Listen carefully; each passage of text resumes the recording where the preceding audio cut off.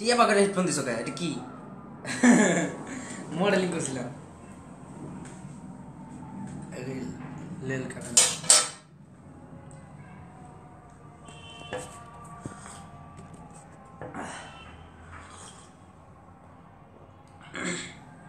সবাই কেমন আছেন?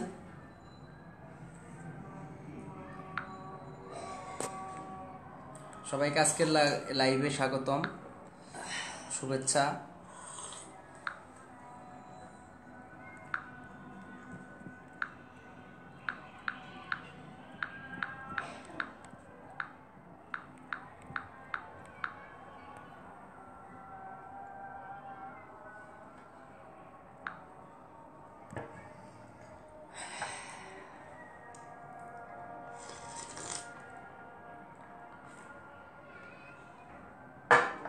এই ভাষা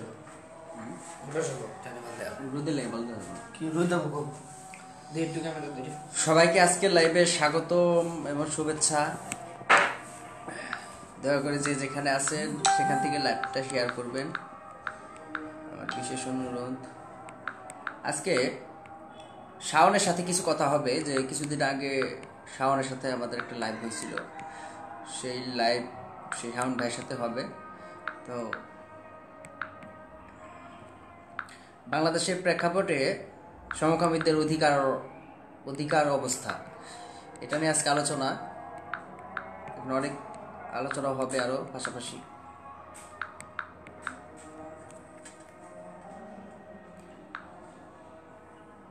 হ্যাঁ, জিৎ রায়, কেমন আছো বেবি?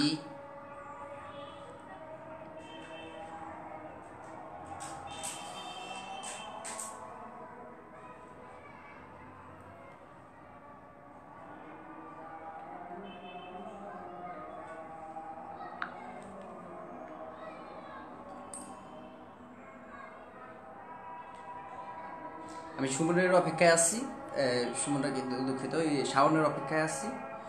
তো আপনারা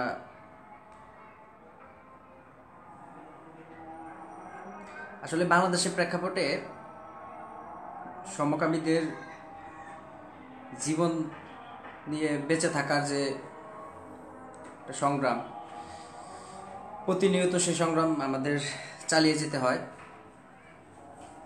আমরা সবসময় এই ধরনের একটা যুদ্ধ করে থাকি। এই যুদ্ধগুলো মানসিকভাবে তো আছেই, তারপর মানুষ সমাজের দিক থেকে যেভাবে সবসময় এক ধরনের অত্যাচার, মানসিক অত্যাচার, শারীরিক অত্যাচার, তারপরে যেটা হচ্ছে যে চাকরি বাকরির ক্ষেত্রে, ব্যবসা প্রতিষ্ঠানের ক্ষেত্রে, সেখানেও তারা নানান ধরনের বাজে পরিস্থিতিতে পড়ে। তো আসলেই আমাদের সমাজে এই সমস্ত ঘটনার জন্য যে বিষয়গুলো দায়ী, আমরা তো সেটা সবাই জানি কিনা জানি না আমি। তবে সবচেয়ে বড় যে দায়ী রাষ্ট্র এবং সমাজ, পাশাপাশি আমাদের কিছু অপসংস্কৃতি। আরেকটা কথা হচ্ছে যে আমিও নিজেও বাঙালি, তো তবুও বলতেছি নিজেদের আত্মসমালোচনা করাও দরকার আছে। যেমন আমাদের বাঙালিদের একটা অভ্যাস বলা যেতে পারে, যে আমরা বাঙালিরা এই অভ্যাসের বাহিরে কিছু গ্রহণ করতে জানি না। এটা সবচাইতে খারাপ হওয়ার যে মানে একটা একটা জাতির যে পার্শ্ব প্রতিক্রিয়াগুলো থাকে, তার মধ্যে এটা একটা বিশাল মোটা অঙ্কের খারাপ বই আনে আমাদের জীবনযাত্রার মধ্যে। তো এই সমস্ত বিষয় নিয়ে আমরা কথা বলতেছি প্রতিনিয়ত, যাতে আসলে মানুষের ভিতরে সচেতনতা আনতে পারি। এখানে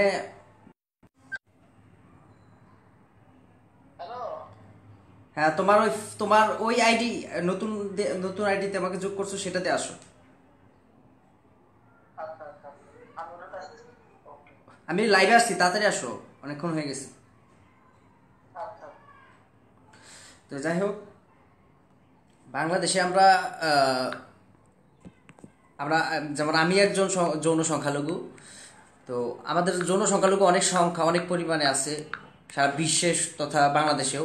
কিন্তু ব্যাপারটা হচ্ছে যে আমরা মূলত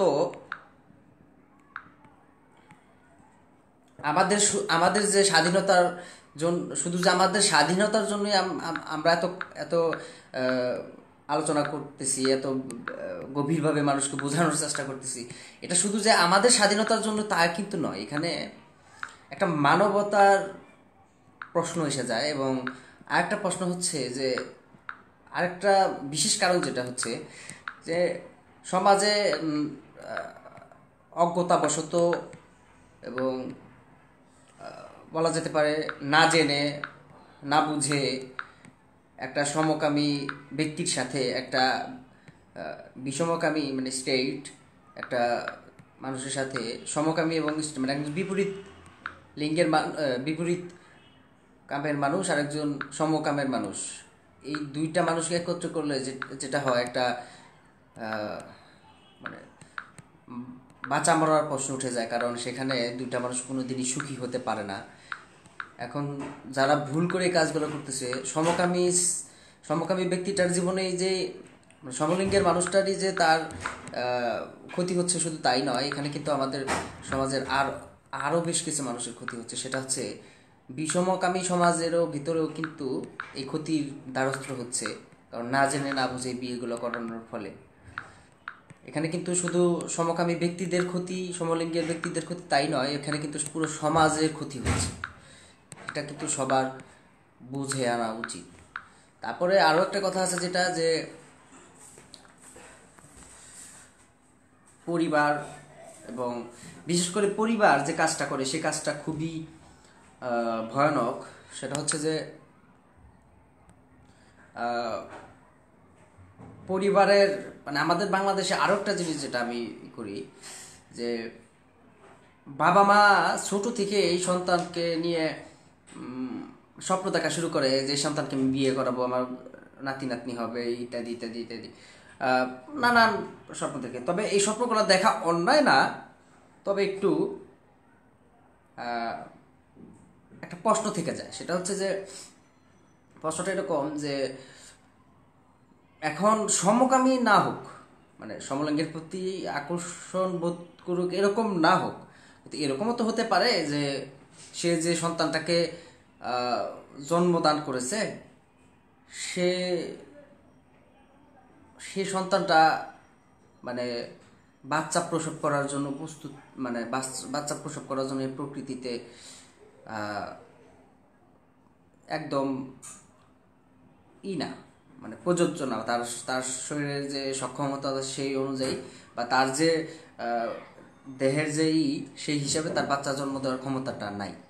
তো তাহলে সেখানে বাবা মা এই ধরনের আশা কইরা মানে যে জিনিসটা হতে পারে এবং একটা প্রশ্ন থাকেই, সেখানে এত বড় আশাটা করা আমাদের সমাজের যে অভিভাবক তাদের কতটা আগেই আশা করা উচিত, সেটা একটা আমার কাছে একটা প্রশ্ন। তবে তার নিজের সন্তানকে মানুষের মতো মানুষ করতে পারে, সুশিক্ষিত করতে পারে, এই মানে তারপরে বড় হয়ে সে কোনটা ভালো বোঝে সেটা সে করবে। আমাদের এটাও আছে যে বাবা মা জোর করে বানাইতে চায়, ডাক্তার বানাবে, না হলে পাইলট বানাবে, না হলে এটা বানাবে, না হলে সেটা বানাবে, জোর করে ওই দিকেই জোর করে পড়ানোর চেষ্টা করে। সেই জিনিসগুলা একটা বয়সের পর মানুষের উপরে জোর করা উচিত না, যদিও তার সন্তান। তো আমাদের বাংলাদেশের সন্তান বলেই অনেক ধরনের অন্যায় অভিভাবকরা করে থাকে, যে অন্যায়গুলো রীতিমতো মানে একটা সীমানা পার করে যায়, যে সীমানা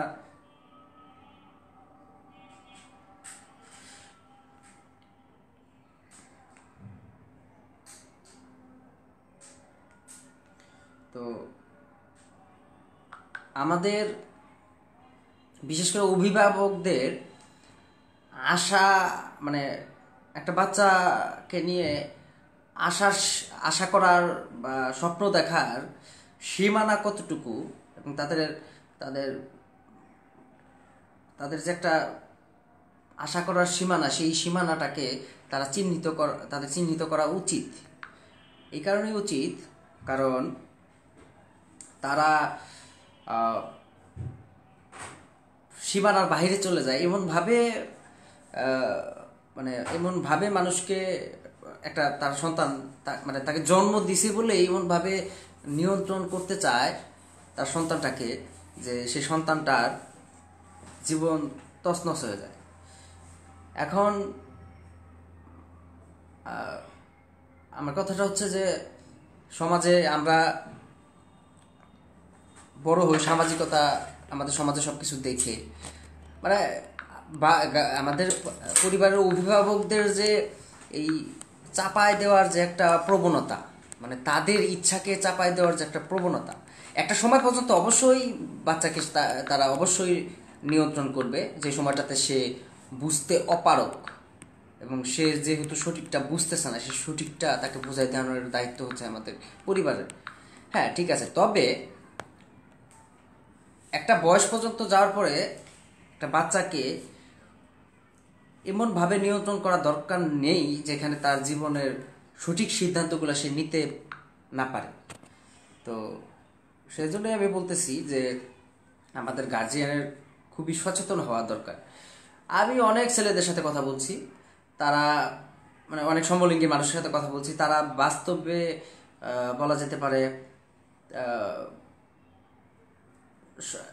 কখনোই বিপরীত লিঙ্গের কোনো মানুষকে তারা পছন্দ করতে পারে না, অথচ সমলিঙ্গের একজন মানুষকে পছন্দ করে, তার পছন্দের মানুষও তার কাছে আছে, কিন্তু কোনোদিন তার পরিবারের কাছে বলতে পারবে না। মানে এটা যে কতটা কতটা দম বন্ধ করা পরিবেশ, সেটা সেই বুঝতে পারে যে কেমন একটা বিষয়।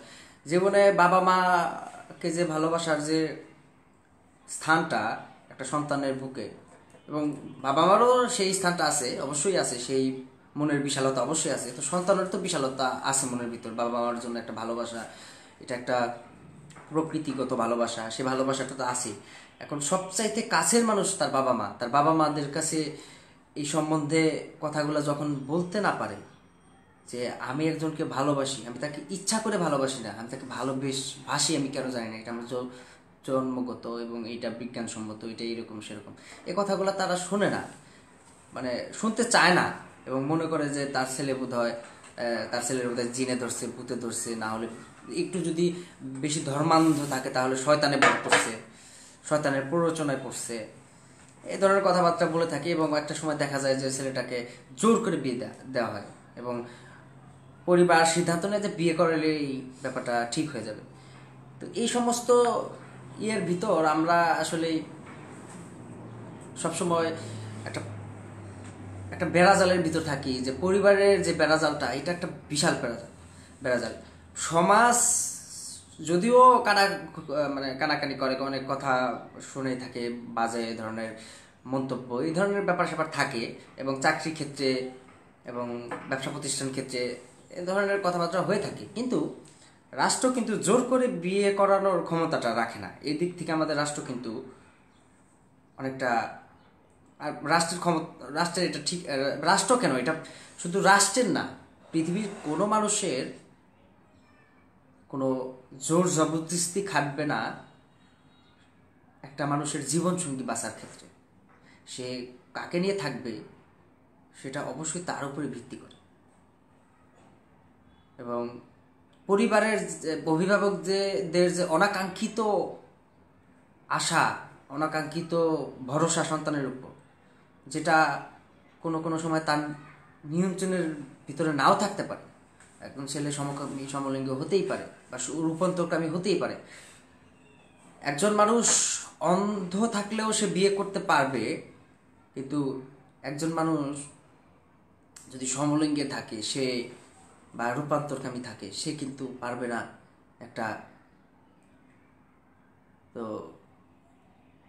একটা বিপরীত লিঙ্গের মানুষকে বিয়ে করে তার জীবনটা কাটাতে। সেটা যে কতটা ভয়ঙ্কর হতে পারে। একটা ছেলে যদি একটা বিষমকামী মেয়েকে বিয়ে করে, তার জীবনটা যেমন নরকে পরিণত হয়ে যাবে, এবং পাশাপাশি তার সাথে যে মানুষটা ওতপ্রোতভাবে জড়িত হবে, সেই মানুষটার জীবনটা নষ্ট হয়ে যাবে। এই জিনিসটা হয়তো আমাদের অভিভাবকরা উপর থেকে ততটা বুঝে না, এবং অনেকেই বুঝে পরবর্তীতে বিয়ে শাদী করানোর পরে দেখা গেল বাচ্চা হয়ে গেছে, তারপরও সংসারে তাদের মানে স্বামী স্ত্রীর ভিতর কোনো সুখ শান্তি নাই। এটা কেন?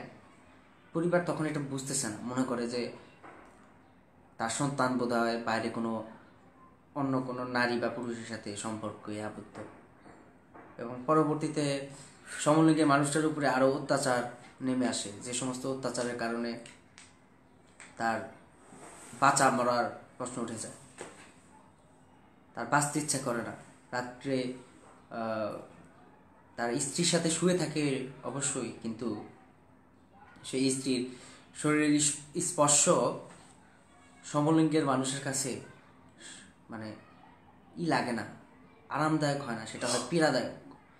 দিনের বেলা তার নানান কাজকর্মের ভিতরেও পরিবারের কথা শোনা, গালিগালাজ শোনা, যে এরকম অশান্তি কেন, ওরকম অশান্তি কেন, তুমি বড় হয়েছো, তুমি সংসারটাই করো, তোমার একটা বাচ্চা হয়েছে, তুমি সংসারটা কী করতেছো না কেন, এরকম কথাবার্তা আসলে শুনতে হয়। এবং দুর্ভাগ্যবশত অনেক মানুষ এরকম করে আত্মহত্যার দ্বারস্থ হয়। তো এই পরিস্থিতির গুলোর জন্য সবচাইতে বেশি যে দায়ীটা করবো আমি সবসময় রাষ্ট্রকে করি, কারণ আমাদের দেশের সরকার ব্যবস্থা, সেখানে জনগণের, নাগরিকের সুখে শান্তিতে, স্বাস্থ্য, যে কোনো বিষয় সরকারের এখতিয়ার আছে এবং এখতিয়ার থাকবে এবং দায়িত্ব আছে সেই জিনিসগুলোকে সহজে মানুষের কাছে বুঝাই দেওয়া। জনগণ যদি সহজে নাও বুঝে, তাহলেও সরকারের একটা দায়বদ্ধতা থেকে যায়, সেই দায়বদ্ধতা থেকে এই কাজগুলা করতে হয়। আমাদের রাষ্ট্র দিনকে দিন ধর্মের দিকে ধাবিত হচ্ছে। তো আমাদের প্রয়াত নেতা কিছুদিন আগে মারা গেল, সৈয়দ আশরাফ, যে ধর্ম থাকবে ধর্মের জায়গায়, রাজনীতি থাকবে রাজনীতির জায়গায়। তো আমাদের বর্তমান প্রেক্ষাপটে সব কিছুর মধ্যেই ধর্মীয়করণ হচ্ছে, সেগুলোর কারণে আমাদের রাষ্ট্র অনেক কিছুই পারতেছে না, এরকমও হচ্ছে। তবে আমার কথা হচ্ছে, যে ধর্মেই আমরা থাকি না কেন, সর্বপ্রথম এবং সর্বোচ্চ কথাটা হচ্ছে আমরা সবাই মানুষ। আমরা মানুষের কল্যাণে আমাদের যেটা করণীয়, আমাদের সেটা করতে হবে। এটা হচ্ছে আমাদের সবচাইতে বড় যে লক্ষ্যটা থাকবে সবার জন্য। সবার ব্যক্তিগতভাবে একটা দায়িত্ব থাকবে, সে মানুষের ক্ষতি না হয় এরকম কাজে আমরা সচেতন হব। কিন্তু আমরা রূপকথার গল্প শুনে, আমরা স্বপ্নের মতো পরের জীবন ভেবে লোভে পড়ে অনেক ধরনের কাণ্ড করতেছি, যা বর্তমান এই পৃথিবীতে, বর্তমান অবস্থায়, আমি মরার পরের জীবনের কথা বলবো না, আমি বর্তমানের কথা বলতেছি। আমি বর্তমানের জীবনটাকে যদি আমি বিভীষিকাময় করে তুলি, দুঃখময় করে তুলি, কষ্টময় করে তুলি, তাহলে কিন্তু এই জীবনে এই যে বেঁচে থাকা কোনো অর্থ নেই। মানুষের এই জিনিসগুলা বিশেষ করে ভাবা উচিত এবং জানা উচিত। তো যাই হোক, আমরা একটু এই ইয়েকে যুক্ত করব। তো যাই হোক, দেখি কি বলে শাওন ভাই।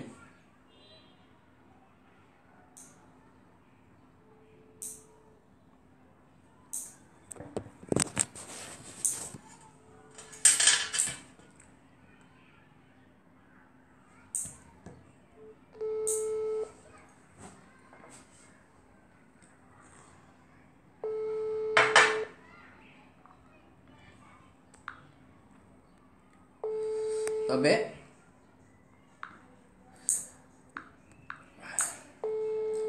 কারো সাথে কারো মতের মিল নাই হতে পারে, আমার সাথে যে পৃথিবীর সব মানুষের মতবাদ এক হবে সেটা কিন্তু বলা যাবে না। আমি আপনার মতবাদ পছন্দ নাই করতে পারি, বা আমার মতবাদ আপনি পছন্দ নাও করতে পারেন, সেটা একদমই স্বাভাবিক বিষয়। তো সেটার কারণে আপনার মতবাদ আমার পছন্দ হচ্ছে না বলেই বা আমার মতবাদ আপনার পছন্দ হচ্ছে না বলেই আমাকে ব্যক্তিগত আক্রমণ করবেন, আমাকে হুমকি দিবেন, আমাকে দেশ ছাড়ার হুমকি দিবেন। মানে কথা হচ্ছে যে আলোচনাকে হ্যাঁ হ্যাঁ আসছো তুমি। আচ্ছা ঠিক আছে, সমস্যা নেই, তুমি এখানে কথা বলো, তুমি এখানে কথা বলো। তবে আমি একটু কথা বলতেছি, সেটা হচ্ছে যে মানে যে কথাটা বলতেছি তুমিও এটার সাথে যুক্ত হও, যে এটা হচ্ছে যে শাওন, যে ধরো কথার কথা যে আমি তোমার মতবাদের সাথে আমি এক হতে পারলাম না, মানে তুমি একটা যুক্তি দাঁড় করাচ্ছ, মানে তুমি একটা যুক্তি দিচ্ছ, তুমি একটা প্রমাণ দিচ্ছ, তুমি একটা তোমার একটা মতবাদ তুমি দিচ্ছ, তোমার মতবাদটা আমার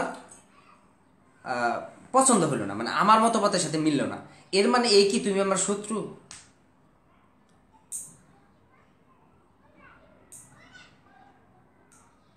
সুমন, ইয়ে, শাওন,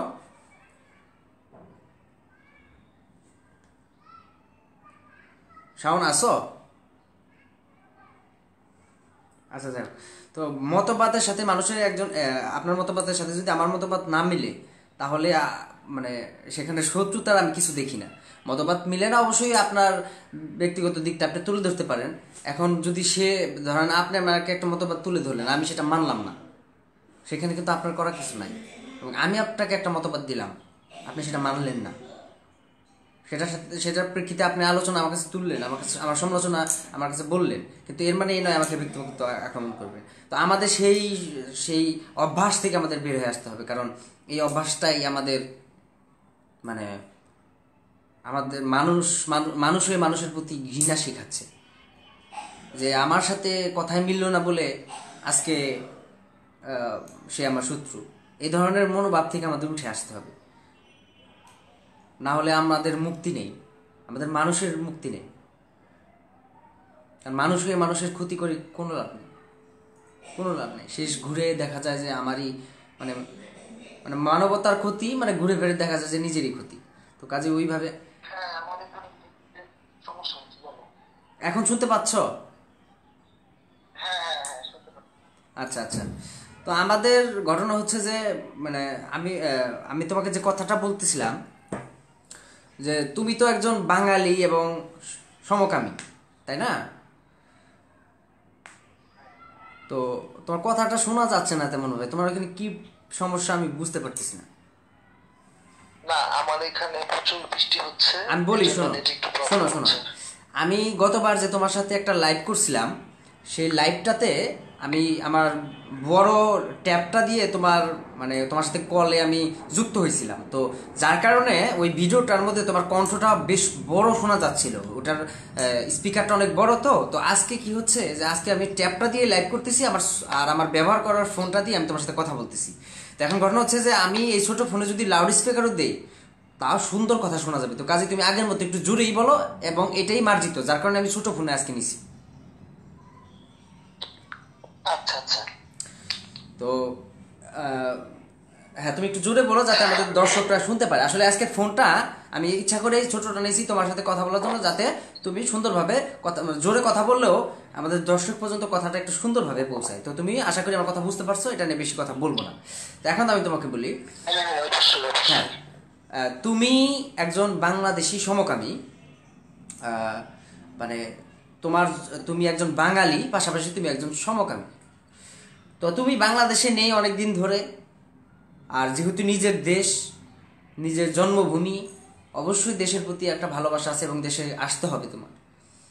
তো তোমার তোমার জীবনী নিয়ে, তোমার জীবনের ইতিহাস নিয়ে, তোমার জীবনের কষ্টময় দিনগুলোকে নিয়ে আমরা আগে একটা ভিডিও করছি। তো আজকে একটা ভিডিও করার অর্থ হচ্ছে যে তুমি বাংলাদেশে ধরো যে সবসময় আসতে চাও, বাংলাদেশটা তোমার, বাংলাদেশটা তোমার, কিন্তু তুমি আসতে পারতেছো না, বা আসলেও মনের ভিতরে একটা বাধা সৃষ্টি হচ্ছে, কারণ তুমি একজন সমকামী। সে প্রেক্ষাপটে তুমি একটু মানে আমাকে বলবা বুঝাইয়া, যে মানে তুমি দর্শকদের সামনে বলবে জিনিসটা, যে তোমার আসলে ব্যক্তিগতভাবে কি ভয়গুলা কাজ করে, সেগুলা তুমি একটু দর্শকদের কাছে তুলে ধরবা। আজকের ভিডিওর হচ্ছে টাইমলাইন হচ্ছে বাংলাদেশের প্রেক্ষাপটে সমকামীদের অধিকার এবং অবস্থা, মানে অধিকার এবং অবস্থা। তো সেই প্রেক্ষাপটে আজকে একটা ভিডিও। তো আমার প্রশ্ন হচ্ছে, তুমি যে বাংলাদেশে তোমার মাতৃভূমি, তোমার জন্মভূমিতে তুমি আসতে চাও সব সময়, কিন্তু তোমার একটা প্রতিবন্ধকতা থাকে, সেই প্রতিবন্ধকতার অভিজ্ঞতাগুলো তুমি একটু বলো, যে কেন তোমার কি কি লাগে এই জিনিসগুলো। হ্যাঁ, অবশ্যই। না, প্রতিবন্ধকতা তো অবশ্যই আছে এখানে। আমি এখন বিদেশে আছি, বিদেশে বিশেষ করে অন্যান্য কান্ট্রিদের সাথে আমার কথাবার্তা হয়, ঠিক আচ্ছা। আছে? তো আমাদের বাংলাদেশের মতো এরকম মানে খুবই টাফ। বাংলাদেশে এই জিনিসটা আর কি মানুষ মানতে চায় না, এজন্য খুবই সমস্যা। হুম আমাদেরও তো একটা ব্যক্তিগত চাওয়া পাওয়া আছে, তাই না? তো হুম আমরা আমাদের চাওয়া পাওয়াটা এরকম, মানুষের কিন্তু কোনো ক্ষতি আমরা করতেছি না, ঠিক আছে? হ্যাঁ একজনকে একজন ভালোবাসতেই পারে, হ্যাঁ, সে ছেলে হোক সে মেয়ে হোক, একজনের প্রতি একজনের ভালোবাসা আসবেই। তো সে যদি ইচ্ছাকৃত ভাবে আমাকে ভালোবাসতে চায় বা আমি যদি ভালোবাসতে চাই, তাহলে এইটা সমাজ, আমাদের রাষ্ট্র বা বা বাংলাদেশের মানুষ এগুলো তারা হ্যাঁ চোখে দেখে, তারা এগুলো মানে ওরকম ভাবে পছন্দ করে না। হুম এই জিনিসটা মানে খুবই খারাপ, কিন্তু অন্যান্য রাষ্ট্রে এরকম নাই। হুম হুম জিনিসটা বোঝার দরকার, বাংলাদেশের মানুষদের অনেকটা বোঝার বাকি আছে, হুম হুম ঠিক আছে? সে অনেকটা বোঝার বাকি আছে, কারণ আমরা তো কারোর ক্ষতি করতেছি না। হুম হুম হুম তাহলে তাদের কেন আমাদের পিছনে এরকম উঠে পড়া লাগবে বল? হুম এটা হচ্ছে আমার প্রশ্ন। প্রশ্ন তো অনেকটাই আছে। তো বাংলাদেশের মানুষ সবচেয়ে বড় দুঃখ এটাই হয় যে বাংলাদেশের মানুষ, আমরা বাংলাদেশের নাগরিক, কিন্তু আমরা সেই আমাদের অধিকারটা আমরা পাইতেছি না। হ্যাঁ, এর জন্য কালো ছায়া, কালো ছায়া, হ্যাঁ কালো ছায়া, হচ্ছে। একটু শাওন, এক মিনিট। হ্যাঁ, কালো ছায়া ভাই না বোন আমি কিছু বুঝতে পারতেছি না, আমাদের লুপা আপার ছবিটা প্রোফাইলে দেওয়া। যাই হোক, কালো ছায়া, আমি আপনাকে অ্যাড করব। আমি সুমো কি তোমার নাম কি, শাওন, হ্যাঁ শাওন ভাইয়ের কথাগুলো শুনে আমরা তারপরে আপনাকে অ্যাড করবো। আপনি থাকেন, আমাদের কথাগুলো শুনে, আপনার কথাও শুনবো আমরা। হ্যাঁ বলো, দুঃখিত, বলো। হ্যাঁ, আর তুমি যেটা বললে যে আমাদের যে আমরা কেন এরকম ভাবে আমরা প্রকাশ্যে আসতে পারতেছি না, হুম প্রকাশ্যে কিভাবে আসবো? হুম কিছুদিন আগে তুমি শুনছো কিনা জানি না, হুম গ্রামীণ কোম্পানির মাধ্যমে একটা নাটক তৈরি হয়েছিল, হুম নাম হচ্ছে রেনবো। হ্যাঁ, রেনবো। এই নাটকটা নিয়ে কিন্তু অনেক জোরদার হয়ে গেছে, হুম অনেক কিছু হইতেছে। হুম হুম তো মানুষ মানতে চাইতেছে না এইটা। এটা তো মানুষের বোঝা দরকার। হুম আজকে যাই ব্যক্তিরা নাকি মানতেছে না এরকম, তাদের ফ্যামিলির মধ্যে যদি একজন এরকম হইতো, হুম তাহলে সে কিভাবে সেটা মাইনা নিত? যেহেতু একজন সমকামী, কিন্তু তার সত্তা, হুম তার জন্মগত, এটা হুম এটা কিন্তু মানে পাল্টানোর কোনো ব্যবস্থা নাই, হুম পাল্টানো যাবেও না। হুম হুম তো তার যদি ভাই এরকম হইতো হুম বা তার চাচা বা তার মামা, তারা কি জিনিসটা মানা নিত না? অবশ্যই সে তারা মানতো, কিন্তু ওরকম লুক্কায়িত ভাবে মানতো, প্রকাশ্যে মানতো না। হুম তাহলে এটা আমাদের সবার জনমুখের সামনে আসাটা দরকার, অতি হুম জরুরি। হুম কিন্তু এই জিনিসটা নিয়ে কোনো কেউর মাথা ব্যথা নাই। এই যে দেশের বড় বড় আলেম ওলামা, হুম তারাও আমাদের বিপক্ষে এরকম কথা বলে, তখন হুম খুব খারাপ লাগে। আমরা কিন্তু বলি না যে অমুকে খারাপ অমুকে খারাপ, তারাই কিন্তু আমাদেরকে খারাপ বলতেছে। হুম হুম। কি, হুম। হ্যাঁ তো অনেক দুঃখ লাগে মনে। হ্যাঁ, মানে মানে কি, আমাদেরকে তারা সাপোর্ট হ্যাঁ করতেছে না কোনো ভাবেই, শাওন তারা আমি বলি আমাদেরকে শোনো, সাপোর্ট দেয় না। এখন ঘটনা হলো যে একটা দেশে একটা বিশেষ একটা ব্যক্তিকে বা একটা বিশেষ শ্রেণীর লোকদের যে সবাই বাংলাদেশের একটা দেশের সবাই যে সমর্থন করবে এরকমটাও না। আমরা আমরা সেটাও বলি না যে সবাই সমর্থন না করলে আমাদের করার কিছু নাই, কিন্তু কে আমাদেরকে অপমান করা, আমাদেরকে ছোট করা, আমাদেরকে কাফের বলা, মানে আমাদেরকে জাহান্নামী বলা, এটা কিন্তু মানে, আচ্ছা, হ্যাঁ আমি আরেকটা কথা বলতে পারি? হ্যাঁ বলো বলো। আমি আরেকটা কথা বলি, এটা সকল ভিউয়ার্সদের মাধ্যমে আমি কথাটা তাদেরকে উদ্দেশ্য করে বলছি কথাটা। হুম এখন আমি ধরো একজন সমকামী, হুম ঠিক আছে, আমার সত্তা এটা, ঠিক আছে, হুম আমি তো কখনো যদি বিয়ে না করার ইচ্ছা নেই, হুম বিয়ে করব না। আচ্ছা, আমার কথা বাদ দিলাম, হুম ওনাদের ফ্যামিলির মধ্যে যদি একজন সমকামী এরকম থাকে, হুম উনিও কিন্তু এরকম বিয়েটা করবে না, বিয়ে করা সম্ভব না। যদিও বিয়ে করে, ওই আর কি সমস্যা হবে আর কি, না, লাস্টিং করবে না, এখানে শুনো টিকবে না সংসারটা। শোনো শোনো, আমি বলি বলি বলি বলি হ্যাঁ বলো। তখন আমি আর ওই যে ওনাদের ঘরে যে একজন সমকামী, ঠিক আছে, আমি আর ও যদি, যেহেতু আমরা দুজনের মধ্যে কেউ বিয়ে করতে পারতেছি না, দুজন দুজনকে যদি এরকম ভালোবাসি বা দুজন দুজন নিয়ে যদি এরকম ভালো থাকতে পারি, তাহলে সমাজ, রাষ্ট্র, এদের কি আসে যায় বলো? না, এখানে আসলে আমি তোমাকে বলি, আমরা সাধারণত জানি একটা রাষ্ট্র ব্যবস্থা, একটা মানে একটা সুস্থ রাষ্ট্র ব্যবস্থা নিয়ন্ত্রিত, মানে যেটা হয় যে নাগরিককে স্বাভাবিক এবং সচেতন রাখতে পদক্ষেপগুলো নিয়ে থাকে রাষ্ট্র। কিন্তু আমাদের এইখানে কি হয় যে সমাজকে কেন্দ্র করেই এবং নাগরিকদেরকে কেন্দ্র করেই এবং তাদের উপর ভিত্তি করেই রাষ্ট্রের বিভিন্ন পদে যে কাজকর্মগুলো সেগুলোকে নিয়ন্ত্রণ করা হয়। যেমন উদাহরণটা আমি দিতে পারি এরকম যে নাগরিক যে একটা একটা আমি একটা চন্দ্রিল ভাইয়ের একটা কথা শুনছিলাম। আসলে জনগণের কাছে বা নাগরিকের কাছে প্রত্যেকটা বিষয়েই যদি আমরা প্রত্যেকটা বিষয়ের জন্য যদি মতামত চাইতে যাই, তাহলে সেখানেই ঘাপলা। আমাদের আসলেই ভোটের ক্ষেত্রে হয়তো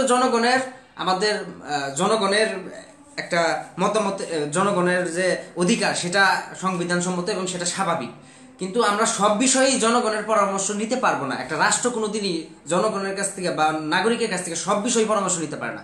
রাষ্ট্র হচ্ছে আমাদের কর্তা, প্রত্যেকটা দেশের প্রত্যেকটা নাগরিকের তার রাষ্ট্র হচ্ছে কর্তা।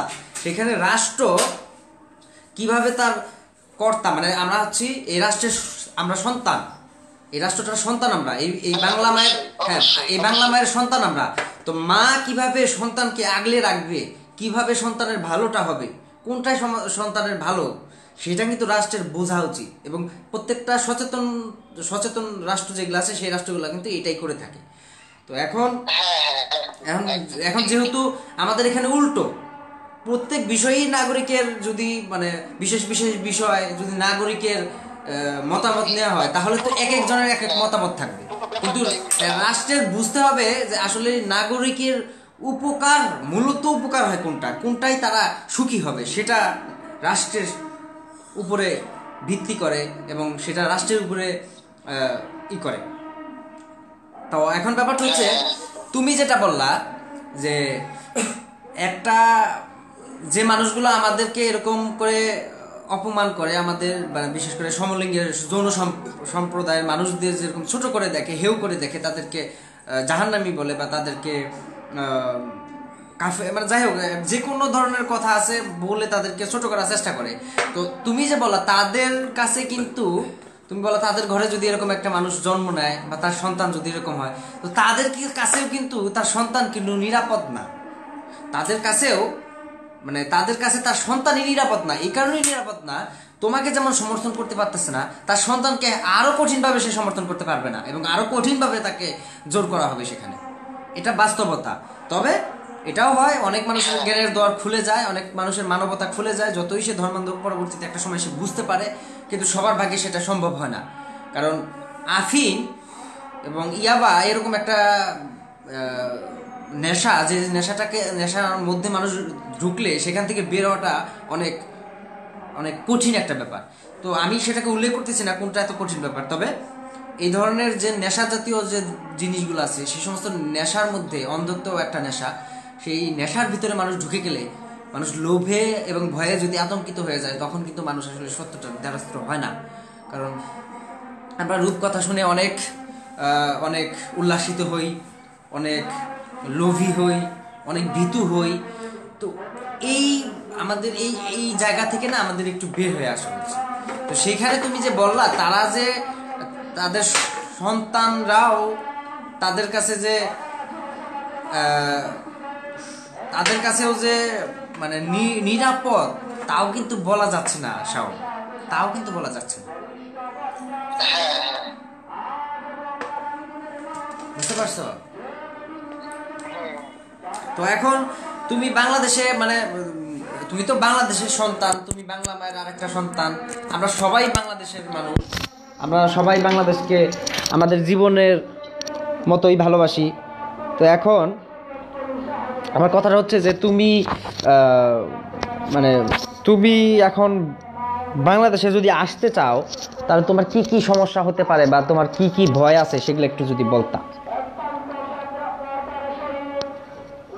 এখন বাংলাদেশে যদি আমি এখন যাই, বাংলাদেশে যাওয়ার পরে আমি যেরকম ভাবে আমার বড় হওয়াটা, আমি কিন্তু আগের লাইফে শেয়ার করছি, আগে লাইফে আমি শেয়ার করছি।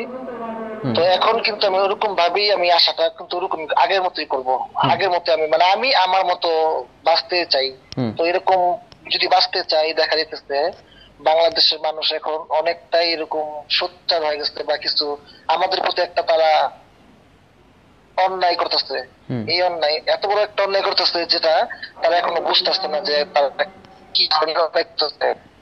হ্যাঁ, আর একটা প্রশ্ন আমার, তারা যে এত আল্লাহ ভক্ত, এত আল্লাহ পাকের মানে এত মুখ করে তুমুক করে, তাহলে এটা তো ছোট্ট একটা ব্যাপার, এটা তো তাদের বোঝাটা উচিত যে আমরা কারো কেউ কিন্তু নিজের ইচ্ছাকৃত ভাবে কিছু করতেছি না, বা এটা আমাদের ব্যবসা বিজনেস এরকম কিছু কিন্তু না। এটা কেন তারা বুঝে না? যার যার একটা আল্লাহ, ওনারাই বলে যে আল্লাহ পাক যাকে যেরকম ভাবে দুনিয়াতে পাঠাইছে সে সেরকম ভাবেই হবে না। ওনারা বলে সে কথা না শাওন, ওনারা বলে সে কথা না। সৃষ্টিকর্তার বাহিরে যেহেতু পৃথিবী কিছুই না, তো আমার কথাটা হচ্ছে সৃষ্টিকর্তা তো আমাদেরকেও বানাইছে, তো আমাদেরকেও বানাইছে সে, তো সে না মানার এখানে কিছু নাই। এবং তারা যে ব্যাখ্যাগুলো দেয় সেগুলো ভুল, কারণ আল্লাহ যদি বা সৃষ্টিকর্তা যদি আমাদের হ্যাঁ হ্যাঁ সেগুলো পুরোটাই ভুল, মানে মানে 100% ভুল। তারা যে যে পথে আছে সেটা অবশ্যই ভুল। এখন আমি বাংলাদেশে যে আসবো, এখন বাংলাদেশে আসলে পরে বাংলাদেশ এখন এই অবস্থা, তুমি তো বাংলাদেশে এখন আসতো, বাংলাদেশের অবস্থা জানতাছো। হ্যাঁ, বাংলাদেশে এখন ওরকম ভাবে আমরা মানে এরকমও বক্তব্য করছে যে মাথা চারা দিয়ে যেই উঠবে, যেই সমকামী মাথা নাড়া দিয়ে তার অধিকার আদায়ের চেষ্টা করবে, সেখানেই তাকে কতল করে ফেলবেন অথবা মাইরা ফেলবেন। এই যে একটা ডিক্লেয়ার যে দিল, তার কণ্ঠরোধ করে ফেলবে, একেবারেই অবাঞ্ছনীয়।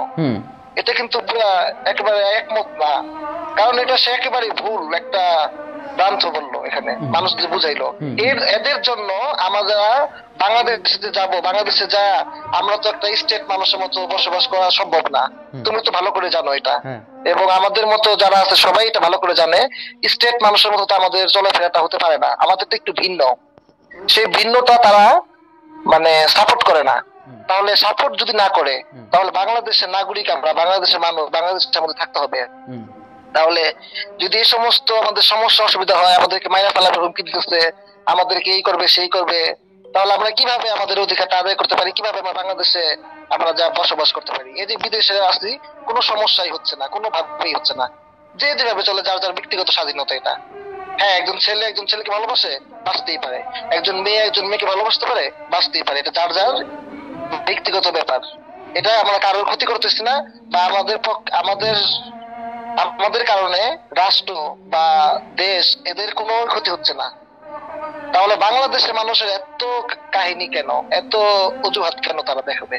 বিশেষ করে আমাদের এই আঙ্গুলটা দেখাইতেছে এরকম, আমরা এই আমরা সেই, আমরা এটা করতেছি, আমরা সেটা করতেছি, কেন তারা এরকম করবে? তুমি যেরকম আমিও তো সেরকম, তুমি বাংলাদেশে আমিও বাংলাদেশের, তো এদের জন্য না বাংলাদেশে আসতে মন চাইতেছে না, কারণ বাংলাদেশে আসলে তো এটা আমরা সাপোর্ট পাইতেছি না। আর বিশেষভাবে যে আমাদের বাংলাদেশের যে সরকার, তারও কিন্তু একটু দায়িত্ব আছে যে আমাদের এই দিকটা একটু নজর দেওয়া, সেও কিন্তু এই দিকটা নজর দিতেছে না। আসলে শাওন, আমরা তো শুধু বাংলাদেশের সরকারের উপরে ভিত্তি করে তো অনেক বছর আমরা চললাম, আমরা অনেক বছর আশায় ছিলাম, কিন্তু আসলে আমাদের যা মনে হচ্ছে যে বাংলাদেশের সরকার আমাদের জন্য কতটুকু করতে পারবে আমরা জানি না। তো আমরা বিশ্বের কাছে আমরা সহযোগিতা চাইতে পারি, আমরা বিশ্বের মানুষ যারা আছে বিভিন্ন জায়গা থেকে আমাদের যারা দেখতেছে বুঝতেছে, তাদের কাছে আসলে আমাদের এই কথাগুলো পৌঁছে দেওয়ার ইচ্ছা যে আপনারা হ্যাঁ যে আমরা যে বিশ্বটাকে নিয়ে এত স্বপ্ন দেখি, আমাদের মানবতা নিয়ে আমাদের এত স্বপ্ন, বিশ্বে এত বড় বড় কাজ হচ্ছে, বিশ্বে এত বড় বড় মানবতার জন্য কাজ হচ্ছে। বর্তমানে মানে ইউরোপিয়ান ইউনিয়ন, তারা একটা মানে একত্র হয়ে তারা প্রত্যেকটা দেশের বর্ডার পর্যন্ত খুলে দিচ্ছে। তারা একটা দেশের জন্য তারা একটা দেশ মানে ভালোবাসার জন্য সবকিছু উজাড় করে দিচ্ছে। তো আমরা কেন কেন এটা করতেছি? কেন মানুষ এটা করে? কারণ মানবতার জয় হোক, মানুষের প্রতি মানুষের স্নেহবোধ বাড়ুক, মানুষের প্রতি মানুষের ভালোবাসা বাড়ুক। বিশ্বে এত বড় বড় উদ্যোগমূলক এবং হ্যাঁ সবচাইতে ভালো কাজগুলো হচ্ছে জাতিসংঘ, তাছাড়া ওই যে আমাদের বলা যেতে পারে যে ইংল্যান্ডে আমাদের যে রাষ্ট্র আমাদেরকে শাসন করছে একটা সময়, এই উপমহাদেশটাকে, ভারত পাকিস্তান এবং বাংলাদেশকে শাসন করতো তারা, সেই সময়টাতে তারা শাসন করতো এবং তারাই এই আইনগুলো আমাদেরকে রেখে গেছে এবং তারাই বর্তমানে সেই আইনগুলো পরিবর্তন করে তারা এখন বিয়ের বৈধতা দিয়েছে। বিশ্বের অনেক রাষ্ট্র যারা বিয়ের বৈধতা দিয়েছে তারা কিন্তু মানবতার জন্য কাজ করতেছে, তারা আসল জিনিসটাকে বুঝতেছে। তাদের সাথে কিন্তু আমরা তো উন্নত না, তারাই কিন্তু উন্নত। তাদের শিক্ষা, তাদের চিকিৎসা, তাদের বাসস্থান, তাদের চিন্তা ভাবনা, তাদের অর্থনৈতিক ব্যাপার, সব দিক থেকে তারা 100-তে 100 এগিয়ে আমাদের চাইতে। কিন্তু আমরা তাদেরই আইন নিয়ে এরকম নাচানাচি করতেছি, আর তাদেরই এই আইন নিয়ে আমাদেরকে এরকম নির্যাতন করা হচ্ছে। আমি সেজন্যই বলবো যে বিশেষ করে ব্রিটিশ উপনিবেশে যে আমরা যে উপনিবেশ দেশগুলোর মধ্যে যেমন আমরা বাংলাদেশ আছি, ভারত ছিল, ভারত তো 377 রিমুভ করে দিছে, তারপরে উঠাই দিছে। তারপরে আমরা যারা ব্রিটিশ শাসন আমলে যারা তাদের আওতাধীন ছিলাম, যারা এই উপনিবেশের মধ্যে ছিলাম, তো সেই সমস্ত দেশগুলোর প্রতি যেন আমাদের বিশ্বের যে বড় বড় নেতারা আছে যারা আমাদের দেশটা শাসন করছে, তাদের কাছে আমাদের বিনীত থাকবে, আগ্রহের কাছে হাত করজোরে তাদের কাছে আমাদের অনুরোধ থাকবে যেন তারা জানে আমাদের একটু দেখে যে আসলে এটা জানি যে বাংলাদেশ একটা পরাধীন রাষ্ট্র, একদম স্বাধীন একটা রাষ্ট্র, একটা নিজস্ব রাষ্ট্র, কিন্তু তারপরও মানবতার জন্য কথা বলা যেতে পারে সব জায়গায়। যে এখানে কি পরিমাণ কষ্ট, এই যে শাওনে তার দেশে সে আসতে পারবে না কেন? সে তার যৌনতা নিয়ে সে বাংলাদেশে বসবাস করতে পারবে না, কারণ সেই অধিকার তাকে বাংলাদেশ দেয় নাই, রাষ্ট্রের মানুষের দেয় নাই, সমাজের দেয় নাই। সমাজ না দিছে, কিন্তু রাষ্ট্রের কিন্তু একটা নাগরিকের নিরাপত্তা নিশ্চিত করা দায়িত্ব। দেখো তারা কি সমাজ নিয়ে গর্ব করে, কি সমাজ নিয়ে তারা আসছে। আমরা যদি বাংলাদেশে এরকম ভাবে আমাদের মতো চলাফেরা করি, তাদের সমাজের মানুষই কিন্তু আমাদেরকে অফার করে তোমাকে খুব ভালো লাগতেছে, তোমাকে ভালোবাসতেছে বা এরকম কিছু, তারাই কিন্তু অফারটা আগে দেয়। আমরা কিন্তু হ্যাঁ না, সেটা তো আছে, সেটা এক ধরনের, শোনো হ্যাঁ শাওন, আসলে ব্যাপারটা হচ্ছে কি যে তারা তো ওই ধরনের ভণ্ডামি চাষ করে, সেটা তো আমরা জানি যে রাত্রের বেলায় এটা করে সেটা করতে, হ্যাঁ রাতের বেলা গোপনে গোপনে এটা করতেছে সেটা করতেছে, বাসায় বউ আছে তারপরেও ছেলে মানুষের সাথে এই সমস্ত কুকাম করতেছে, অথচ তারপরে দিনের বেলায় বলতেছে এটা হারাম, এটা করা যাবে না, এটা সেটা, এরকম আমরা তো দেখি। এটা নিয়ে তো এখন বলা যায় যে তারা দিনের বেলায় হুজুর, রাতের বেলা তারা খেজুর হয়ে যায় অটোমেটিকলি। হ্যাঁ হ্যাঁ, তাদের চরিত্র পরিচয়, হ্যাঁ তাদের চরিত্র পরিচয় তো আমাদের এইভাবেই দেখতে হবে। আচ্ছা যাই হোক, আমরা এখন ওই যে কালো ছায়াকে অ্যাড করবো একটু, যে কালো ছায়াকে যদি অ্যাড করতে পারতাম তাহলে একটু ভালো হতো। সে একটু অ্যাড হতে চাচ্ছিল, কালো ছায়াকে তো আমি পাঠাতে পারতেছি না। কালো ছায়া আপনি যদি থাকেন তাহলে একটু আমাকে করবেন, আমি আপনাকে যুক্ত করব, সেরকম কোনো অপশন খুঁজে পাচ্ছি না। আমি এরকম কোনো অপশন খুঁজে পাচ্ছি না। তাজনোপা ইনারটা পাচ্ছি। আচ্ছা হ্যাঁ, উনি যুক্ত না হতে পারলে ওনাকে বলেন যে কমেন্ট করতে, কমেন্টের মাধ্যমে তুমি পড়ে আমাদেরকে শোনাও, সমস্যা কোথায়? উনি কমেন্ট করতে পারে, উনি কমেন্ট করতে পারে, কিন্তু উনি যুক্তি হতে চাচ্ছিল, ওনার সাথে আমার একটা কথা ছিল, দেখি কিন্তু তাকে তো যুক্ত করার কোনো অপশন খুঁজে পাচ্ছি না আমি। তাকে দেখা যাচ্ছে কিন্তু অপশন নাই, আমি তো জানি না কেন এটা হচ্ছে।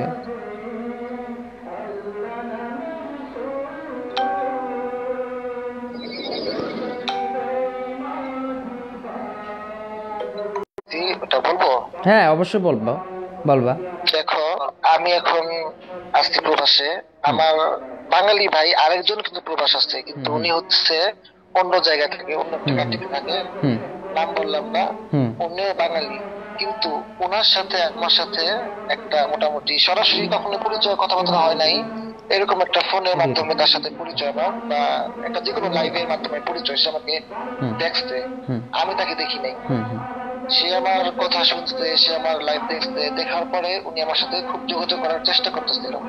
ঠিক আছে, আপনার ফোন নাম্বারটা আমাকে দেন, আপনাকে আমি কন্ট্যাক্ট করবো, কথা আছে। তো আমি দিলাম ফোন নাম্বার, কন্ট্যাক্ট করতে করতে এরা তো মানে এত কথা, এত গভীরত্ব কথা তার। সে নাকি বলতেছে যে সে আমাকে ওনার ওই জায়গায় নিয়ে যাবে, হ্যাঁ ওনার ওখানে নিয়ে যাবে আমাকে, তারপরে উনি আমি একসঙ্গে এরকম থাকবো। উনি কিন্তু আনমেরিড, উনি কিন্তু বিয়ে করে নাই, জিজ্ঞেস করছি বিয়ে করে নাই। আমার বয়স হয়তো বড়, একটু অল্প বড় হবে, 20-12 না। তো উনি বাংলাদেশের অবস্থা মোটামুটি ভালো, হ্যাঁ বাড়িঘর সবই করছে। এখন বলতেছে আমি আর তুমি দরকার পড়ে কখনোই বিয়ে করব না, আমি আর তুমি সারা জীবন এই এই কান্ট্রিতে আমরা থেকে যাব, আর আমাদের আত্মীয় স্বজন যেগুলো থাকবে বাংলাদেশে তাদেরকে আমরা দেখবো, সমস্যা নেই, তাদেরকে আমরা সাপোর্ট করব, অসুবিধা নেই, কিন্তু আমি আর তুমি আমাদের লাইফটা আমরা এই বিদেশের মাটিতে আমরা শেষ করব, বাংলাদেশে যাওয়ার কোনো প্রয়োজন নাই, আমাদের বাংলাদেশে যাব না। তুমি এখন আমার কথা রাজি থাকলে বলো, আমি তোমাকে আমার এই জায়গায় নিয়ে আসার ব্যবস্থা আমি করব, হ্যাঁ, এবং তোমার একটা টাকাও লাগবে না, সমস্ত খরচ আমি এটা বহন করব। তুমি শুধু আমার এখানে আসবা, আমার সাথে থাকবে, আমরা একসাথে কাজ করবো, একসাথে থাকবো, ব্যাস এতটুকুই। তখন আমি বললাম যে আপনি আমাকে নিয়ে এত ভাবতেছেন কেন, আপনার কি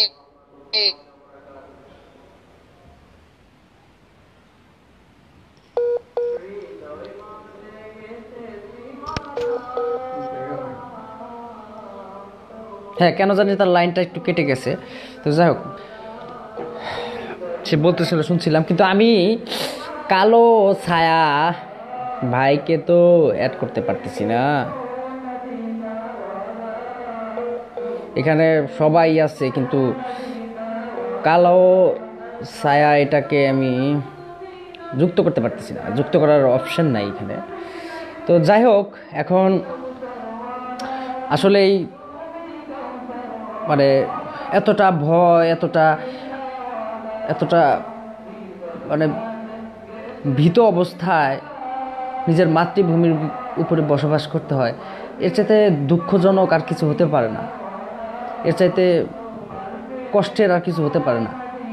এমন এই দেশ, আমাদের বীর মুক্তিযোদ্ধাদের কথা শুনছিলাম, তারা এই দেশটাকে স্বাধীন করছিল প্রত্যেকটা মানুষের সমান অধিকার নিশ্চিত করার জন্য।